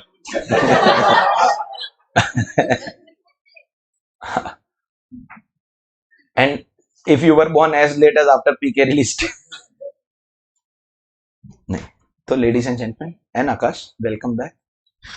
Come back to the, come out of Akash and his various plans. We are doing CA, Inter, Tax, DT, NTTI, Salary. Charging section 15. Under salary, allowances. And under allowance, first exemption, leave travel allowance. Received, spent or amount notified in rules. For spending, we decided the definition of family. Hurry, hello. For spending, we decided definition of family. Fantastic. Now, let's go ahead. Point E. In the points to be noted of leave travel allowance, they say you can take the exemption only twice in a block of 4 calendar years. I will explain the detailing of this condition, but general condition understand. You can take exemption twice in 4 years. Every 4 years, you can take exemption twice. What is the exemption? 1 to 3, whichever is lowest. How many times you can do this? Twice in 4 years. This is the only place in income tax law where they have given reference to calendar years. Income tax does not work on calendar year basis. But somewhere in the late 80s, someone started this nonsense by dividing years into calendar. Whenever we refer to any year in income tax, how do we call them? 2001, 2, 2, 3, 3, 4, 4, 5, 24, 25. But here, we won't take financial year, we will take calendar year. From the late 80s, they started making 4 years ka set. I am not telling you the sets of the last 30 years. You are interested in the present. Still, I will start as early as 2010. And when I say calendar year, I can write this much and finish the year. Because calendar year is not April to March. It is January to December. So only 2010 means 1st January to 31st December. Is that one calendar year? But we need a block of 4. So we need 3 more years. So which are the next 3 years? 10, 11, 12, 13. That's one block. Block over. First, I'll explain the blocks. Then I'll explain the exemption. In the year 2014, new block started. Sir, these are these years only. You cannot make any random block. So they started somewhere in the late 80s and kept on carrying forward. So every 4 years ka set, they made one block. So the next block is 2014 to 17. 14, 15, 16, 17. Next block is 18, 19, 20, 21. Next block is, presently we are in the last year of the ongoing block. Next calendar year, will be commencement of a new block. And you cannot make 23, 24, 25, 26. Huh? They have made the blocks in income tax rules. So you have to follow these blocks. They started in the late 80s and it is continuing. For example, 26 to 29, 30 to 33. It will keep on continuing. Is this a block of 4 years? In this block, you can take 2 exemptions. Every block, you can take 2 exemptions. Read the heading. Twice in 4 calendar years. Twice in 4. Every block you can take 2 exemptions. Exemptions can be 2 in 4 calendar years. 2 in 4 calendar years. Matlab true or false. In this block, I can go only for 2 picnics. I can go how many? As many. Can I go on a picnic every year? Can I go on 4 picnics every year? But exemption I can take only twice. Supposingly, I go on a picnic in the beginning of 2018. I take exemption. Then last exemption or one more exemption I can take till this. If in 19 only I go on one more picnic and again take exemption. So now next exemption can come only in 2022. Now, in this entire block, we leave the choice to you. You take your 2 exemptions here itself. Or you wait till this. You take 1 exemption in November 25, 1 exemption in December 25 because you've not taken anything in the block. From the first day of the block, that is 1st Jan 22, to the last date of the block, that is 31st December 25. In this entire period, you do as many picnics. Just take 2 exemptions. A, B, C, whichever is lowest. Exemption will be twice in a block of 4 years. Twice in a block of 4 years. Do you understand this? Government wanted to not reduce your picnics. They just want to reduce your tax benefit exemption. Do you realize this? How I am going to play smartly with the government? Government wants to allow 2 in 4 years. 2 in 4 years. But I am a chartered accountant. And with the grace of God, a good chartered accountant. I am going to manipulate the block in such a way. They allow 2 in 4 years. I will give you 4 exemptions in 1 year. हो गया? For leave travel allowance exemption, they follow calendar year system. But income tax is computed financial year basis. Do you realize there will be a financial year which will start on 1st April 25 and will end on 31st March 26? Is this one financial year? Supposingly, this full block I have not taken any exemption. Actually, in that previous block, it happened with many people. Say 2018 is the beginning of a new block. I wanted to go for a picnic, but I was an expecting parent. I decided that no. Now, in this condition, no picnic. 2019, newborn baby. So decided not to go for any picnic. 20, as the child was a few months old, it was possible to go for a picnic, but then there was COVID. So no picnic. So by 21 again we planned, but again second wave. By the middle of 21, actually things became a little easy. So sometimes it is possible that the full block you have not taken any benefit. So is it possible in 22, 23, 24 I have not taken any benefit? Means this block cut 2 exemptions. I am not saying 2 holidays. Holidays can be unlimited. 2 exemptions pending. Correct? Hai? So I go on a picnic in April 2025. Is that my first exemption of this block? Then I go on one more holiday in November 2025. Is this my second exemption of this block? Understood? That means, can I say this full block ka 2 exemptions I have taken here, April and November. Now new block has started. I go for a picnic in January 2026. Is this the first exemption of the next block? 1. And I go in February 2026, the second exemption of this block. But do you realize all these 4 exemptions fall in the financial year 31st March 26.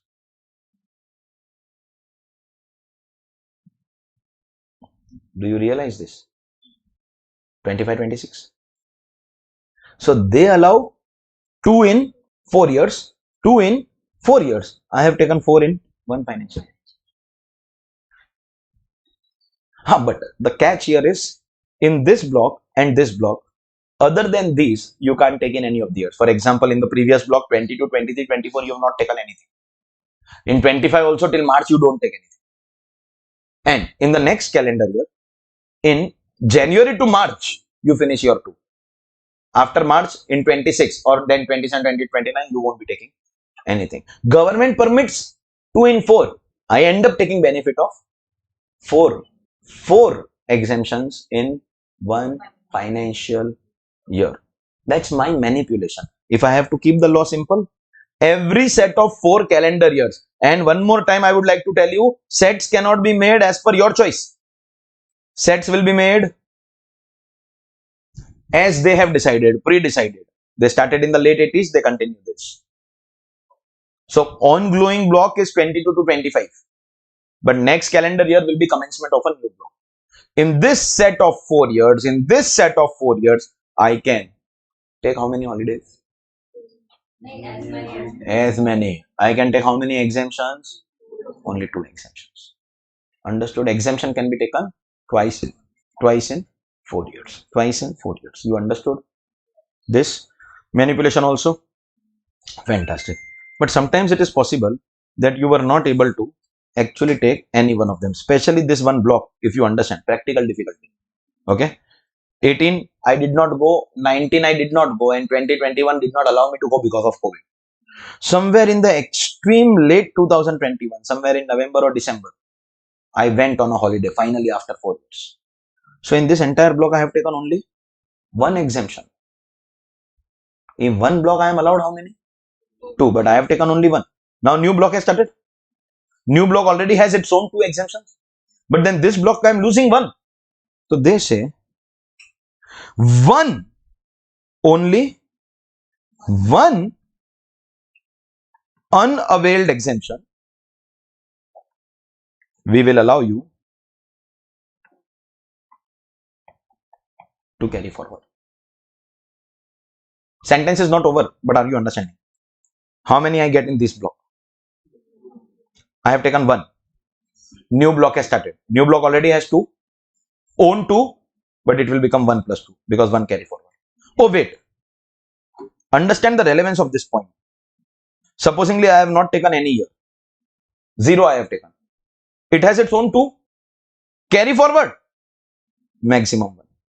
You can't carry forward both. So at least in one block avail 1. Second can be carried forward. But if you don't take both, carry forward will be only 1, other will lapse. Waste. So what can you carry forward? Only 1 exemption to the next block. 1 can be carried forward, 2.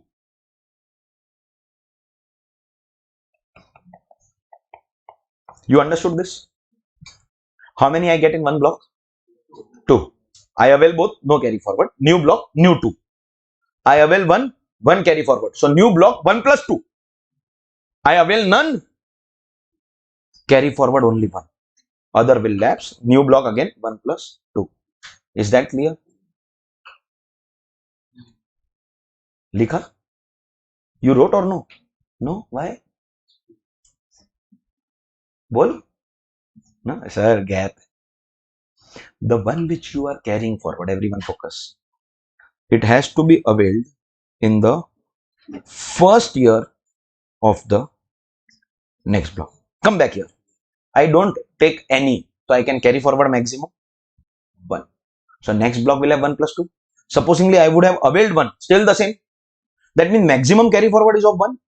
Now that means in this block, how many exemptions I can take? 1 plus 2, total 3. But out of that, the first one I have to take in 22, the first year. If in 22 I don't take the brought forward, so the rest of the block I can take only 2. That carry forward one also will lapse. Which 22 mate is brought forward, that will also lapse. So one unavailed exemption can be carried forward to the first year of the next block.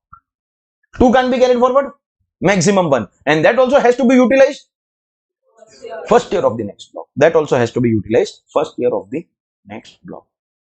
Understood, everyone? 100%. This, ladies and gentlemen, boys and girls, happens to be your First exemption, that is exemption of leave, travel, allowance. This is the beginning of our allowances. Boss is giving you money, money, money. This money was given for what?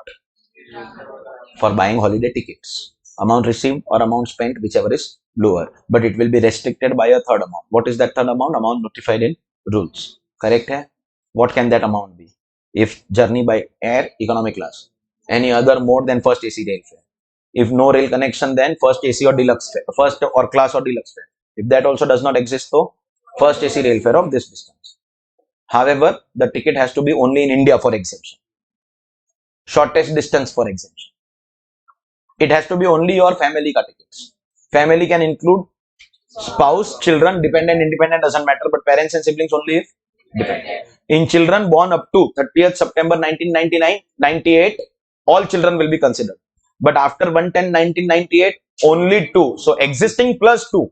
But in that plus 2, if the second one is multiple, then all will be counted. First is multiple, then second won't be counted. You can take 2 exemptions in 4 years. Calendar basis, only place of calendar. And fixed calendar, you can't change this. You can't take 22, 23, 24, 20. You can't take 20, 21, 22, 23. You have to make the block as per their data. In 4 years too, avail 2, no carry forward. Avail 1, 1 carry forward. Avail none, still 1 carry forward. And the carry forward has to be used in the first. Clear? Hai? That's your exemption of leave travel. Exam perspective, it is easy. Because they will give you all the 3 amounts. Hello? Huh. But practical life, things will be a little difficult. And yes, 25, 26, whenever one block is ending and another block is starting, no, that gives you a small opportunity of manipulation. They allow 2 in 4. We allow more than 2 in 1. I so went to the extent of allowing 4 in 1 year. But you need that smartness. You need to be able to identify the difference between calendar year and financial year. Tax benefit is as per calendar year and our income tax computation is as per financial year. So we can manipulate this gap to bring about unfair advantage to ourselves. Having said that, do not go and leak this data to every random person you meet on the street. If you maintain the confidentiality of the knowledge of your law, then people will pay you. If you start telling this to everyone, then everyone will know this. If they know this, they won't pay you. You are going to be paid for knowing things which other people don't. If you know only that what everyone knows, if everyone knows this, then you don't have any value addition. So kindly maintain confidential. As a practicing chartered accountant, I will probably not reveal any of this. I will just say pricing for to the client. That also I don't get paid to answer his doubt. I'll just say give your papers, I'll do your tax filing. But as a teacher, it is my responsibility to make you knowledgeable in terms of practical applicability also of the law. You are going to be going and commencing your articleship in the financial year 25-26. Somewhere in July when your result will come. You, by chance, this LTA ka issue comes anywhere in your interview of articleship or the first few months of your articleship till December this year. So you show your knowledge that smartly we can take 4 benefits in this year itself. Provided in both blocks you have not taken any other benefit. Followed? Fantastic. Let's go ahead. Section 10(7). The moment we see section 10, one thing is for sure. Nacho. What? Section 10 is exemption. All allowances and perquisites paid to government employees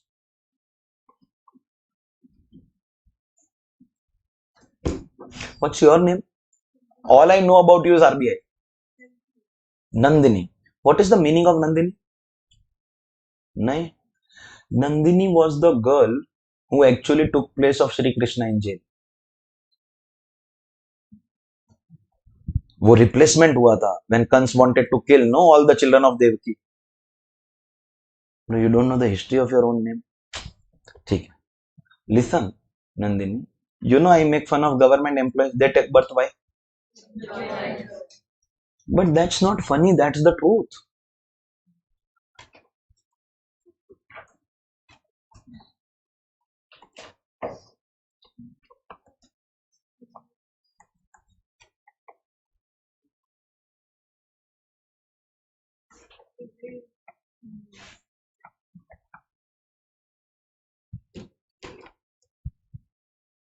As we move further in the syllabus, you have no choice but to agree with me.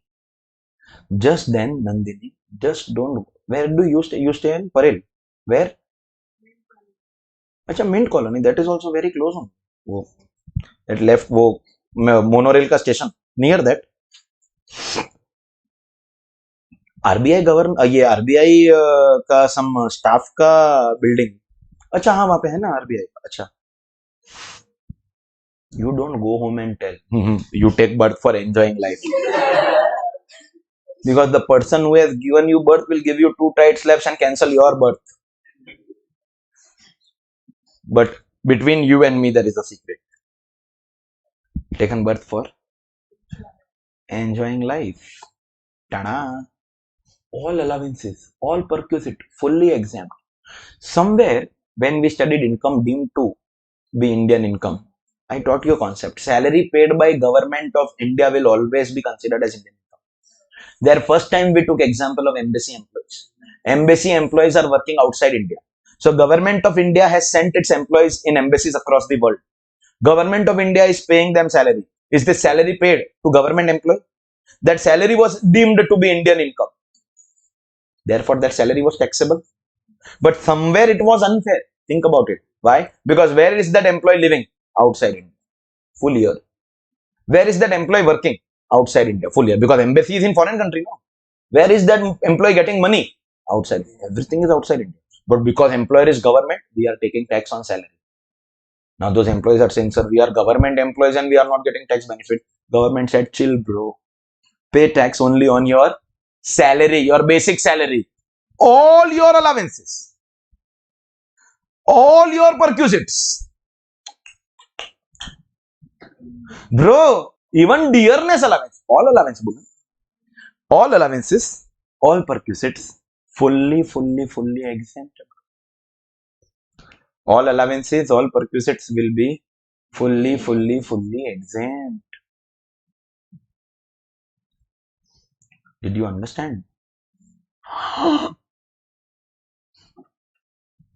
Means when a government employee is working in a foreign country, that government employee will pay tax only on basic salary, which is deemed to be Indian income. All allowances, all perquisites, fully exempt. So think about yourself as an embassy employee working in a foreign country. Supposingly you are working in Indian embassy in Australia. Is government paying you salary? You have to pay tax. Is government also giving you extra benefits, allowances, perquisites? They have to give you. You're in a foreign country. They have to give you house, traveling, everything. All those allowances and perquisites will be exempt. Correct? Hai? Now give me a tax planning idea. Give me a tax planning idea. Think about it. Think about yourself as, welcome back. Think about yourself as a government employee, and I already gave you the tax treatment. Give me a tax planning, a tax manipulation strategy. So, what an idea. Earn less. So less tax. हाँ तो से अरे complete करना भाई. You have to say everything incomplete only. Complete करो ना. You just said sir less basic salary. अरे less basic salary मतलब ये तो best idea. Best tax planning idea. Don't earn. The best way to save tax. See, auntie is supporting the economy. She won't let anybody earn. No need to pay any tax. हाँ, show more income in the nature of allowances and perquisites.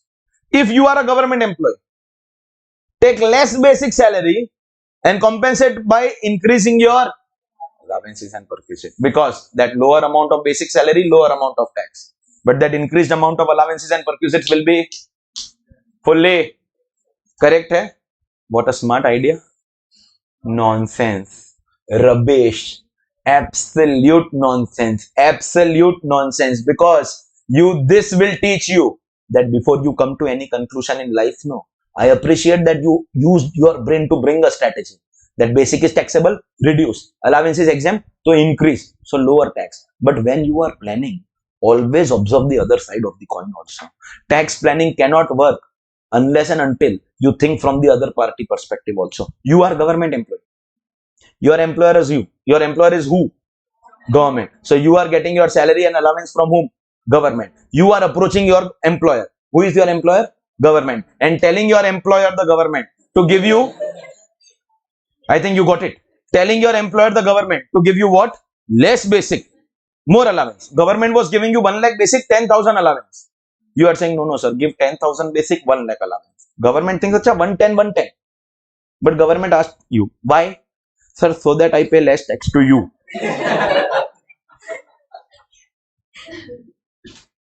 So you restructure my salary so that I pay less tax to you.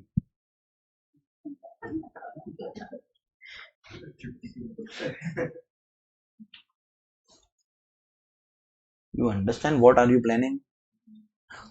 Before you come to, you think that it's a very, very smart tax planning idea. This was not to, make fun of you or anything. This was to make you understand a concept. Every lecture, we must learn something for our practical life so that we feel proud. Okay, yes, I should not miss this lecture. So that next day, when someone who has bunked today's lecture comes, hey, you missed a very important thing yesterday. You can make fun of them. But there are some people who are missing every day. Forget them. They are thieves. They will catch up.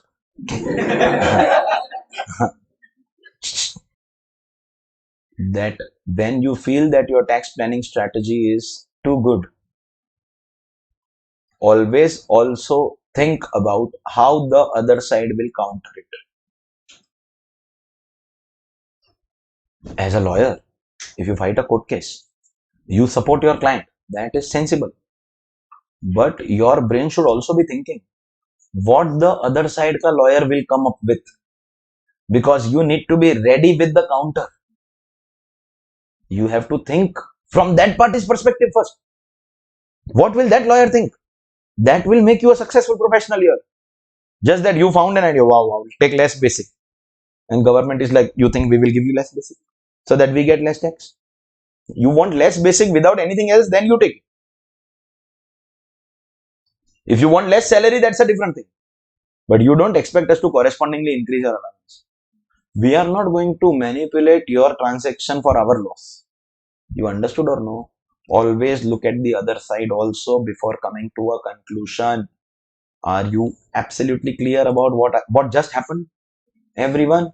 Alright, ladies and gentlemen, boys and girls. Fantastic. Excellent. Let's go ahead.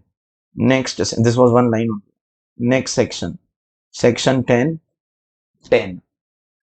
And we have many coming up. 10, 10. We have 10, 10, A, 10, 10, double A. Lots and lots coming up. But for now, we start with something called 10, 10. The exemption for something called gratuity. Exemption for something called gratuity. There will be an amount that your boss will give you. From that, there will be an amount which is exempt. And you have to pay tax on this. Received minus exempt equal to taxable. Obviously, 10, 10 has given this. So yes, I am going to teach you this. This is given in the question. This I am teaching you. Automatically, you get this. If I have to only teach you A minus B equal to C, by now you all know that you have to learn the amount which is exempt. Received will be given. Exemption I will teach you. So you'll automatically get the amount which is. Yeah, correct hai? Arey bro, it is not appropriate to learn exemption. And tomorrow if somebody is asking you, okay, fantastic. What is gratuity? That sir didn't tell us. You ask calculation. So ABC, whichever. What is gratuity? What is gratuity? When I was giving CA, PCC, in our time it used to be PCC.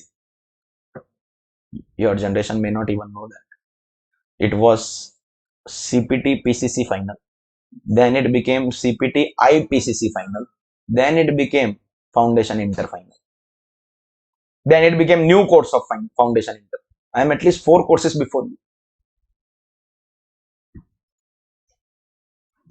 Oh bro, I gave CA Inter 18 years ago, as I told you. 17 years ago. We in our law syllabus had a law called Payment of Gratuity Act. We used to call it POGA. Payment of Gratuity. We also had Payment of Bonus Act. We used to call it POBA. You must be also calling it, no? SOGA, Sale of Goods Act, ICAI, Indian Contract Act. You don't do that. IPA, Indian Partnership Act, LALPA. You don't do this. LALPA. LALPA. Why act nahi hai? Huh? It is act, no. So where is that act ka A going? Silent hai. LALPA. LALPA. Whatever sounds better. Leave the choice to you. We used to have a law, Payment of Gratuity Act. I know it's not there in your law syllabus anymore. You know, most of the laws they have removed. They have kept only what? Contract Act, Companies Act, LLP Act, but FEMA. That's it. Interpretation of statutes. General clauses. Fantastic. The kind of syllabus they have cut down, what is their ultimate intention? Final method, they have removed law. I don't know whether you are aware. SPOM hai, that's MCQ test which you have to go to the center and give. Law and costing not there in CA final exam.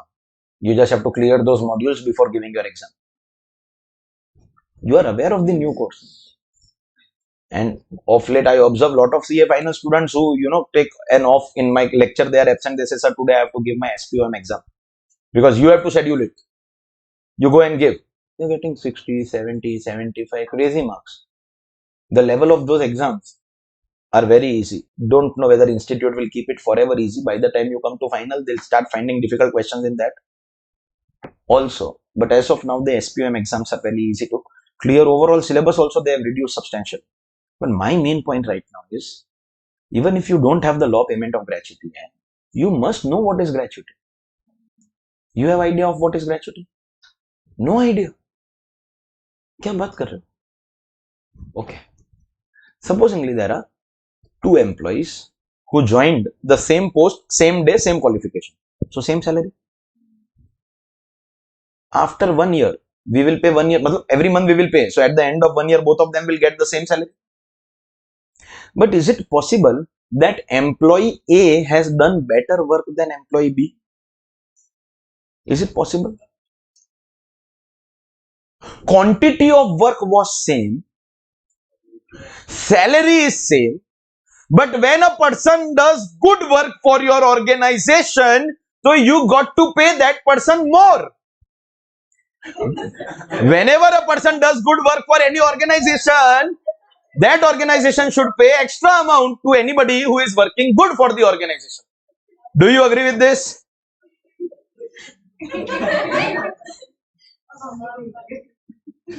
Do you agree? So will A expect a little extra than B? Come on. Yes. That extra payment given for good work is gratuity. Payment for work, salary. Extra payment for good work, gratuity. What is gratuity, sir? Extra payment for good work. In your contract act, you must have come across a term called gratuitous act. Something done out of love and affection. Extra.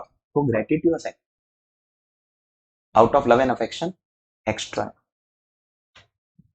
Do you understand this? Bro, extra payment for good work. That's meaning. Now, if we talk about the legal framework of this, in India, we have a law called Payment of Gratuity. In India, we have a law called Payment of Gratuity. It's a big law. My job is not to sit and teach you the entire Payment of Gratuity Act, a law which you're not learning in law also. You can't expect me to teach in tax. So I'll give you a rough idea about it. That the law says, if an employee has worked 5 years in your organization, it is compulsory to pay gratuity. Out of love and affection, you are giving extra. That is voluntary. But legally, it will become compulsory if anybody completes 5 years. The third year is going on. In any case, I don't fall in the definition of employee. I take professional fees. So I know that I am never going to get any gratuity. But I deserve much more.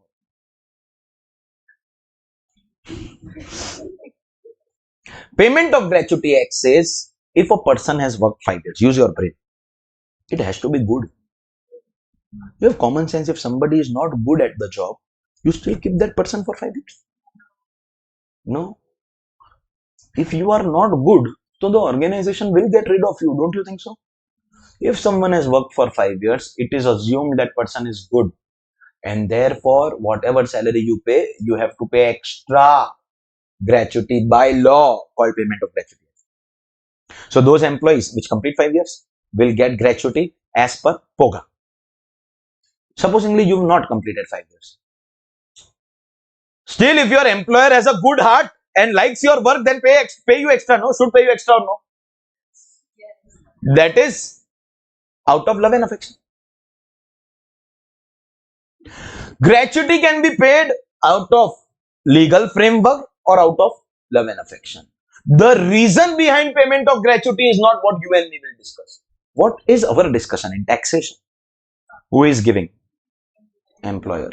Who is receiving? Employer, employee. Whether out of love and affection or because of POGA. Employer does not like you, but you've completed 5 years, so it becomes compulsory. It is out of love and affection or it is out of POGA. It is income from salary. Why, sir? Because payer is employer, receiver is employee.